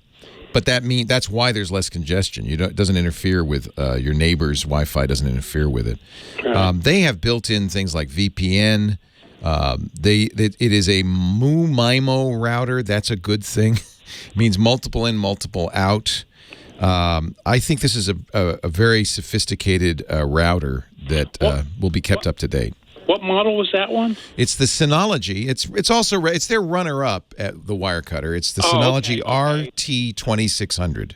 Okay. But But I would read their article because they talk Right. about the ins and outs, and that's the reason I can't. Reason I'm punting on this is it depends a lot on your situation. I use, for instance, Right. two mesh routers in my house. I have two networks because it's wide, it's spread out, and we do have specific Wi-Fi issues that those mesh routers solve. I like the mesh routers because they are very actively pursuing the idea of keeping it up to date, not merely for security fixes, but as they learn more about your network, about what devices you use when, they can shape your network traffic intelligently. And that's kind of the future of routers. Yeah, I was reading about them. And These dumb routers like the Asus and the Synology and the Netgear, they're very simple. They don't do a lot of bandwidth shaping. But more and more, that's what you're going to want. Now, there's a concomitant side effect that you may not like, which is they're also going to start charging you subscription fees because in order to kind of do all this regular updating of the router, they've got to keep teams of software engineers working. Right. They need to pay for that. A lot of people hate this idea because we never had to pay subscription fees on routers before. I think it's not a bad thing because you want a router manufacturer that's committed to keeping that thing up to date. And the only way that's going to work is if they're getting regular fees. Right. So the work they're doing, they got to get their money. Yeah, something to consider. Yeah, Plume is doing this, and everybody's up in arms over it. Eero does it too now, and people are upset about it. But I think it makes a lot of sense. You get what you pay for in this world. Right. So that's wirecutter.com? TheWirecutter.com, highly recommended. Yeah. THE. Yeah, and I know their network guy, Jim Salter's first rate. Okay. Okay? All right. Well, thanks for the call. I appreciate it. It's Leo Laporte, the tech guy. We'll take a break. Come back for more in just a bit.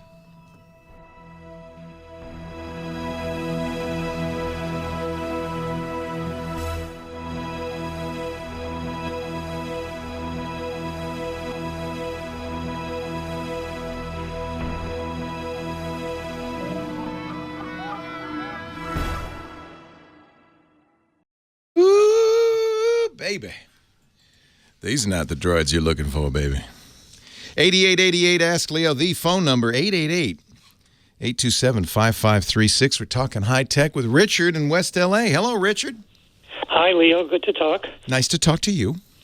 A few years ago, I had an app on a very simple cell phone, which I took to England, and through that app, I was able to call 800 numbers in the United States with no cost to me. Right. I don't remember where I got it from. Have you any recollection? Oh, there's a million apps that'll do this. In fact, we say this at the beginning of the show. I always say U.S. and Canada, toll-free. You know, our phone number is an 888 number. But you can use any app that will let you call phones. That's the key. So things like Skype will let you call another Skype client. And that's free anywhere in the world. Skype has a feature called Skype Out. It is not free, by the way. But Skype Out will let you call regular telephones. It's very inexpensive. Last time I looked, my daughter was in France a few years ago. For $99, I think I got a year's worth of free calling to any phone in the world. So it's fairly affordable. But free, I'm not sure. There are a lot of programs like Skype. Anything that will let you call a regular telephone probably is going to have a fee, only because that company has to pay money to get onto the plain old telephone service networks. You know, there's a gateway that they use. My very vague recollection is that it came from the phone company I was using.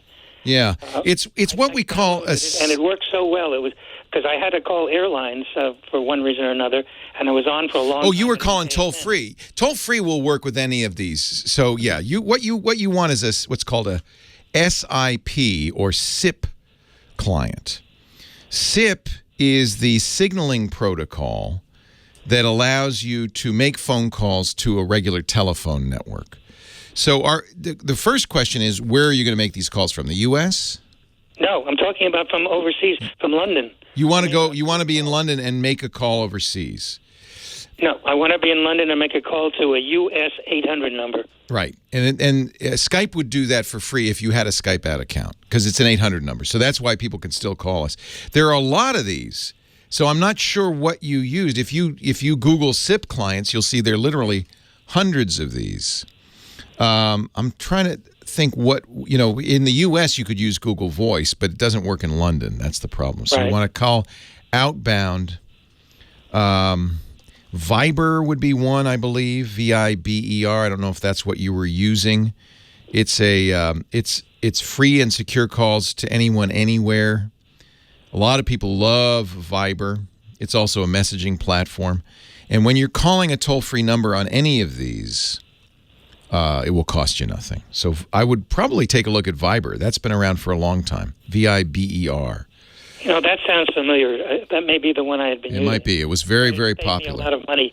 I had to do a lot of stuff with airlines, and I was on the phone for easily a half hour from London to American and whatever, and it didn't cost me anything. The disadvantage of Skype out is, I think, in order to use, it's free to make the call. So if you have a Skype connection in Switzerland and you want to call this radio show, it's a toll-free number, so it's a free call. But in order to do that, you have to have a Skype out account, and I think you would have to pay for that. I'm not sure, but you might look into that. Skype is owned by Microsoft. It's the most widely. All of this is in general called Voice over Internet, or VoIP, right. Voice over Internet Protocol, and Skype is easily the most widely used voice over Internet tool because Microsoft owns it.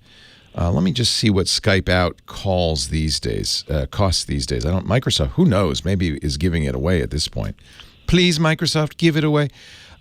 Subscription to mobile and landlines, unlimited minutes, $13.99 a month. That would allow you to call anybody. Even, 800 numbers would cost nothing, but even if you're calling a regular phone, $13.99 a month would be able to, you call anyone from anywhere. Would that also work to call the number within Europe? Yep. Anyone, anywhere in the world. And do I need a special SIM card, or is that just an app? It's an app. It's voice over the Internet. What you do need is Internet. Right. No, I understand that. I'm calling you on one of those, by the way. Yeah. So you understand that. I would look at Viber, and then compare as a comparison, see what Skype offers. Once Microsoft bought Skype, they changed this all around a little bit. In theory, I think because they really want people to use Skype, they might give you a good deal. So I would check. I think that you can start with a $10 credit, so maybe that's all you need to do.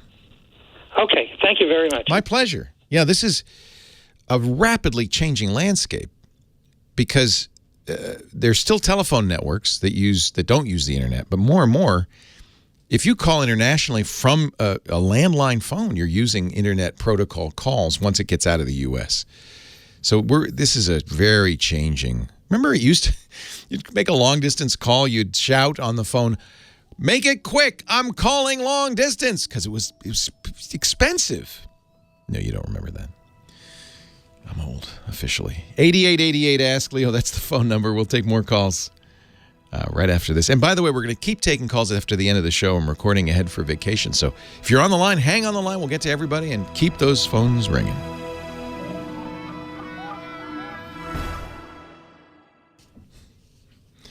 Little East Bay, Greece. Oakland's back, baby. Leo Laporte, the tech guy, 8888 Ask Leo. Peter in San Diego's next. Hello, Peter. Hello. I have a office jet, HP office jet, connected to my laptop, and I need to fax frequently. However, my telephone connection is like 40, 50 feet away from the phone. Is there any way I can connect or send a fax with a USB stick or any other type of plug that I can add into the office jet to make the transmission? Does the phone plug into the office jet? So in order to send the fax, you have to have the phone connected to the printer, right? Correct. And it does, right? Yeah. Okay. So your question really is, how do I get the data from the computer to the printer? No. When I want to send actual fax, a piece of paper, a fax. What is this fax of which you speak? No, I'm just kidding. But the printer is the fax machine. What's the fax machine? The fax is an office jet, HP office jet. Yeah, so it's a fax machine. Yes. It's connected to the phone line. No, it's not connected to the phone That's line. what I was asking. Okay. So the phone line's 50 feet away. Yes. But so let's say you did put this document on a USB stick and carried it to the phone line, then what would you do? You'd need something over there that you could fax from. Okay. So nowadays, the way we've solved this, by the way, is to stop using faxes. But I understand people still need faxes. There's a couple of things you could do. There certainly are online fax services would eliminate this completely. But let's say you still want to use your office jet. Most printers now are wireless. They no longer need to be. I take it your printer is connected via a cable to your. No, it's actually wireless. It is wireless. Yes. So you could, in theory, put the office jet over by the phone. Okay. Right? It would still work over there, right? Yeah. Plug the phone line into the office jet. Okay. Yeah, and then print from your computer wirelessly to the office jet. Or use the office jet scanner. I guess you said it's a piece of paper, so use the office jet scanner. And then it's connected to the phone. And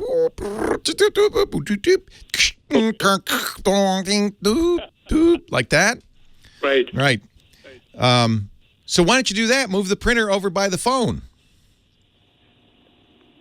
Location is bad one. Well, I understand what you'd like to do. I guess you could buy a fax machine.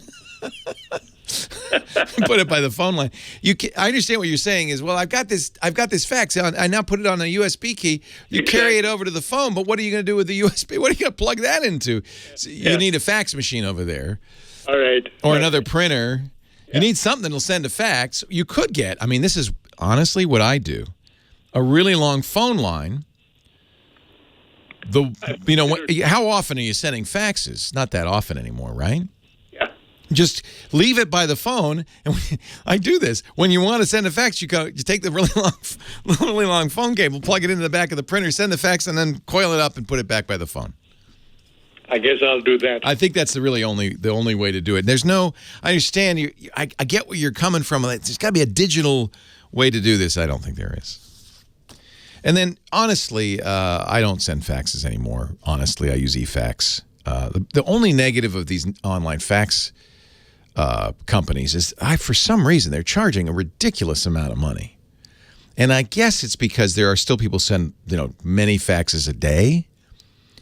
But I'm not going to pay $16 a month to send one fax every 3 months. That's crazy. Let me ask the chat room, because they're cheapskates, and I bet you they've figured out a way to do this free or cheap, right? There used to be like free fax services. I don't know if they're still around. They're not going to be free for long, right? Because it costs them money. They got to have a phone line. What's the cheapest online fax service? I guess that would be the question. D. Claire in the chat room says, Ooma makes a device that does this. Ooma's the voice over internet phone service. U-M-A. Ooma. And Ooma, says D. Claire, makes a device for this. It's plugged in near the printer. The printer is plugged into the Ooma device, so basically you're bringing a wireless phone line to the printer. That's another way you could do it. You wouldn't need an Ooma. You could use any cordless phone. You need a base station. Most cordless phones allow you to have base stations. And if you could get one of those RJ11, RJ4, yeah, the phone jack off of the. Why am I spending so much time with this? What is this fax of which you speak? Chris in Burbank, California. Leo Laporte, the tech guy. Hi, Chris. Faxzero.com, says Mike B. Hello, Chris. Hello, Leo. Welcome. How you doing today? I am well. How are you? Good. Just having a little trouble with my Dell laptop here. Uh-oh. What's the matter? Well, I had it for a few years, and the battery finally went to the point where it's, Yeah. This will happen with lithium-ion batteries. They all have a life cycle, a certain number of charges that they can hold, and then after that they stop holding them very well, and eventually they just become unusable. Yeah, only charged to like 1%. Yeah, that's what I'd call unusable. Yeah. So sometimes with a laptop, and I if it's this old, it probably can do this. If you can you just pop the battery out? Yeah. Then you can either buy a replacement, or if you don't mind using it plugged in, if you pop the battery out, usually you have to, for some reason, pop the battery out to do this. You can leave it plugged in and just use it as a hardwired laptop without the battery. Yeah, I'd actually been doing that, and Right. I actually, therein lies the rub. I have bought a new battery, Uh-oh. and it is the exact same battery. Yeah. I went to Dell first. Dell did not have one. They're Yeah, like, because "Oh, we they don't say have you any." should buy a new laptop. Well, yeah, and they're like, we don't have any, don't know when they're coming in. Yeah, you know. because how old is it? I want to say 6-7 years. Yeah, so Dell says, you're due for a new laptop, dude. We're not going to sell you a battery. Why do you want to keep this alive? But this is the irony, isn't it, nowadays of electronics? They don't wear out. There's no moving parts. They just don't wear out. And as long as you're happy with the performance and it still does what you want it to do, the best solution would be put a new battery in. Notice the way they're handling this on smartphones, they just seal them up. Yeah, that's another thing about it. It's got a Blu-ray drive in it. Yeah. It's got, Modern laptops, they just seal them up. You can't. I bought the new MacBook. You can't put a new battery in that. It's all glued in and sealed up. In fact, you can't even put a new keyboard in that because the battery's glued to the keyboard. That's terrible. They killed two birds with one stone. That's killed their consumer. Yeah, right. And it's a shame because you know what happens? They end up in landfills. And really, all you'd have to do is just replace the battery. So you put a new. You didn't get it from Dell though. That's the problem. Maybe. What happened when you put the new battery in?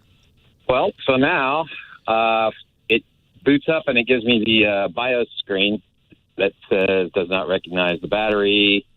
Battery not recognized, will not charge. Oh no, it's not a official Dell battery.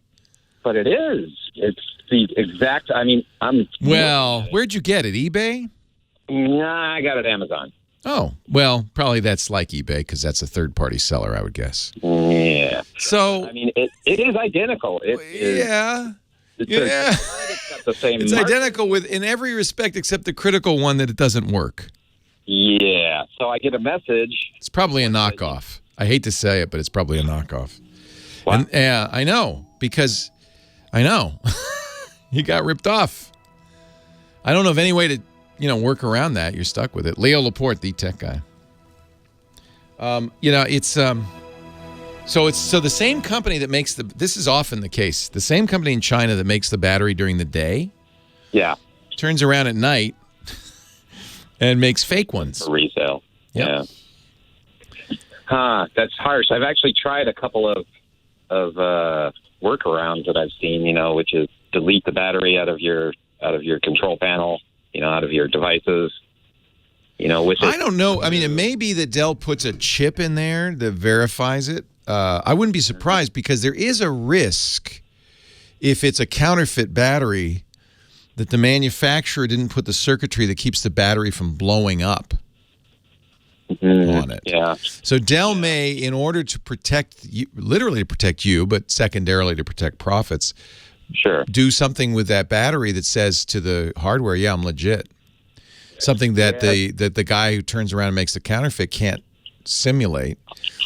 And there's a good reason for that because batteries have to have circuitry to prevent things like overcharging.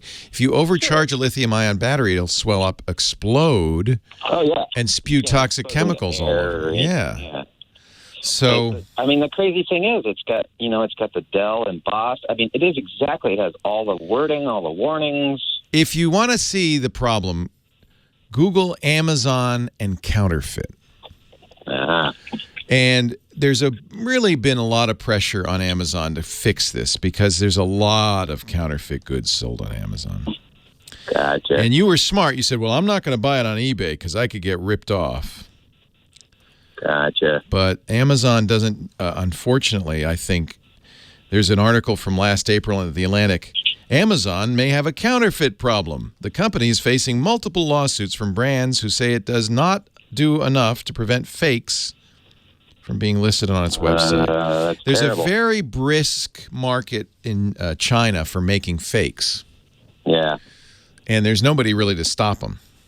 So it's Yeah. possible that that's a legit Dell battery. In fact, you might call Dell and read them the serial number and say, but it doesn't recognize and see. They may say, oh, yeah, you got to do this. Yeah. They may also say that serial number is not ours. Yeah. Yeah, I'm getting the feeling that that's probably the deal. Now, Uncle Bick in our chat room, but I bet you this is the article you're talking about, is referring to an article at North Carolina Consumers Council. Yeah, How to I'm looking at it right You now. saw that, okay. Yeah. How to reset a Dell battery that's not being detected. Yeah. The thing I would say is if it is a counterfeit, be very careful. If it starts to get hot, yank the power right away because Oh yeah. This is an issue. I know. Yeah. I know. I've seen the videos of guys with the hoverboards blowing up. Yeah, and well, not only that, but like just vaporizers. Those e-cigs in their pockets and. This article says that Dell does in fact put a chip in that says I'm genuine. Gotcha. And that's what's missing. Gotcha. It could be, if it's a genuine battery, that there's something wrong with that chip, but I don't know. Yeah. And you mentioned that you looked at the articles that say reset this. Yeah, it's the original adapt. I'm seeing all the questions. I'm in the chat room too. I'm seeing all the questions. Yeah. Push on the battery release button, power on the computer without the battery, let it boot completely, power the computer down, remove the cord once again, reinstall the battery. That's basically restart.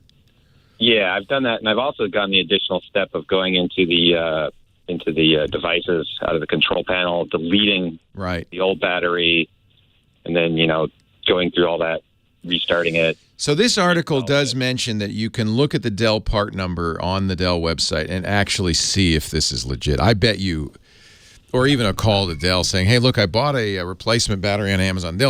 If you can get somebody helpful. Yeah, I'm out of warranty. Right, now, you got to so get a nice. They don't want to help me. No, you got to get somebody who's going to be nice. Yeah, exactly. Yeah, I'm sorry. Be back to bother me. He's back to bother us, ladies and gentlemen. Dick D. Bartolo, maddest writer and a disco fan. So Michael Cozy, our musical director, is always very kind. Plays the disco for you. This is the classic, though, right? Do you remember the days when this it's Gloria Gaynor, right? This great Gloria Gaynor song. Oh, my gosh. Yeah, of course I remember it. That there's a whole dance that you do with the movement where you're doing all the words and, oh, no, not. Oh, no, I didn't do that. Oh, I did not do that part. No. Well, God, so you older than I am. Yeah, I am. It's so funny. Speaking of older, you were talking to someone earlier about how expensive long-distance calls Remember were. that? Kids today go, what are you talking about? Do you remember they were so expensive that if you were flying transcontinental, you would say, okay, Mom, when I get there, I will call person to person to Minnie Mouse. And you say, I have a collect call for a Minnie Mouse. Yes, and you go, say, just left. She'll be back in an hour. That way, Mom knows you're in California and everything. So. I forgot about all those tricks we would do. That was like a signal that cost nothing. Then Mom would know, oh, good, you made it home. Yes. And the kids at school used to take the bells out of the phone. So if she would say $1.25, they would hit the quarter thing Ding, 5 ding. times. Because it was just a bell that would tell her that you put the quarter in. Exactly. Man, those times have changed. We really sound old now. That's okay. I don't care. I don't care. Dick Di Bartolo, maddest writer. He's also our gizmo wizard, or we call him a Giz Wiz for short. He always brings us something cool and fun and different. What do you have this week? Do you know what a Swiffer is? You ever use a Swiffer? Yeah, Swiffer, sure. Yeah, okay. I used to work with a woman who swore she invented the Swiffer and got no credit. Yeah, Kat Schwartz. She said, I worked at the company, whatever it was, Johnson & Johnson. Oh, gosh. We had a meeting, and I suggested, well, they should make this thing that you dust with, and it things, and they like this, and they made it, the Swiffer, but she never got any credit. We never believed her either, but that's another story. Okay. Well, I use them. Believe it or not, they're great for dusting model trains. Oh. because model trains have all these little, especially the engines have the bell and the cables and lots of little and bits. a Swiffer is an easy way to do it. So at a recent press event, actually it was a couple of weeks ago, I see the big Swiffer sign. So I run over to see what new they have. And I see this 21-inch machine on the Swiffer table. And they said, what in the world is that? And the guy said, well, the engineers were sitting around and they were saying, if the Swiffer attracts dirt, what if we made a giant Swiffer bag and put a fan at the bottom to suck air in so that it would take the air in your house and blow it through a Swiffer, and the Swiffer would then catch the dust before it goes on your furniture. What the heck? So they this is so goofy, even Cat wouldn't claim to have invented this. So Swiffer works because it's electrostatic, right? It attracts the dust. That's exactly right. So they built this thing. They sure could have used me to rename it. They call it the Swiffer Continuous Air Cleaning System. I mean, that's CACA for short. Yeah, exactly. You should say Swift Air. Swiffer CACs. Yeah, exactly. But the guy said, listen, we're going to send you one because you can just try it in your own home. And I have it running for 10 days. It's very, it's not very techy because what they did is there is a design at the top of the bag. And when enough dirt gathers, the design becomes visible. And after 10 days, I think the design on mine says, boy, is your house filthy. Something like that. And then you just put another Swiffer bag. You get 4 in the box. And you slide it over this thing, and when you turn it on. It's no molecule air freshener, but I guess, It does something. It's doing something. This is why, by the way, I can't get rid of the iRobot Roomba, the robot vacuum cleaner. Yes. Which drives me nuts because it wakes up in the middle of the night and goes. I thought it ran away. It came back? So in the middle of the night, every night at like 2 a.m., it would wake up, start cleaning the house, get stuck under a piece of furniture, and start going boom, boom, boom, boom, boom. Lisa wouldn't wake up. Boom, boom. I would wake up and have to take the poor little Roomba back to its charging base and then go back to sleep. It drove me crazy. So finally, the last time I did that, I put it under the car tire in the garage and hoped that she would back over it. She found it, alas. Well, wait, you Mr. Techie, doesn't it have a thing, sleep hours don't clean anything? Yeah, but this was the old Roomba that if it didn't get back to its charger, it's supposed to go back to the charger when it runs low on battery. Like intelligently, it would never make it. It would get halfway there and go, and die. And if the battery dies, it forgets what time it is.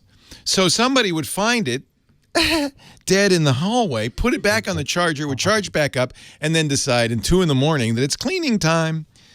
We got a new one. It doesn't do that anymore, thank God. But I still don't want it. But this is a long way around, but they finally got back to the point, which is Lisa will always show me what's in the hopper and say, but see, it's working. It's picking up dust. Oh, okay. Well, this is like this Swiffer bag. See, it's working. It's working because I see dust that I don't have on my furniture. That's something I don't have to breathe, and it doesn't have to go on my trains. How many? This is, by the way, for people listening, a little revelation here. Dick is a model train enthusiast. How many? What is? I guess the first thing you're supposed to say is, what scale are your trains? Yes. So I have G scale, which is an enormous scale called garden scale, because they run outdoors, and my trains have been in the backyard for about 15 years. That's where Dennis put them. That's what Dennis, right? And they ran out there with the Roomba. Exactly. They're called LGB trains. At least he didn't put them under the car tire. No, they wouldn't be that mean. No, that would be cold. Yeah. Oh, that's nice. And you have actually, I've seen it, a very nice setup out there. In fact, you're the only trains in the west side of Manhattan. Exactly. And we have been running even when Amtrak and Metro North have not. So we take pride in that. However, if you're bigger than this, bigger than 3 inches, we can't carry you. The Swiffer Continuous Clean Air System, CAS, is on Amazon, but you can find out more about it on Dick's site, gizwiz.biz, gizwiz.biz. While you're there, you know what would be good? Yes. Go on over, because there's only a little bit of time left to play the What the Heck Is It contest. It wraps up at the end of the month. Win an autographed copy of Mad Magazine from this guy right here. All you have to do is identify a close-up picture of some sort of gizmo or gadget. I don't know what that is. You go look at it, see if you can figure it out. You can also, while you're there, find out about his podcast. He does a great podcast, gizwiz.tv, and all the other gadgets he mentions on the other people's shows, because he's not exclusive to me. He gets around. Gizwiz.biz. Thank you, Dickie D. Okay, buddy. See you next week. Talk again soon. Always a pleasure. I can't believe we're out of time. Now, here's the deal. I'm going to keep answering phones for at least another 45 minutes, as long as you call 8888 Ask Leo. We're recording off air so that we'll have some fresh calls while I'm on vacation next month. 8888 Ask Leo. Thanks to Michael Cozio, our musical director, Kim Schaffer for answering the phones. Thanks to you for being here. Leo Laporte, the Tech Guy. Well, that's it for the Tech Guy Show for today. Thank you so much for being here. And don't forget, TWIT, T-W-I-T. It stands for This Week in Tech, and you'll find it at twit.tv, including the podcasts for this show. We talk about Windows on Windows Weekly, Macintosh on Mac Break Weekly, iPads, iPhones, Apple Watches on iOS Today, security on Security Now. I mean, I can go on and on and on. And, of course, the big show every Sunday afternoon, This Week in Tech. You'll find it all at twit.tv. And I'll be back next week with another great Tech Guys show. Thanks for joining me. We'll see you next time.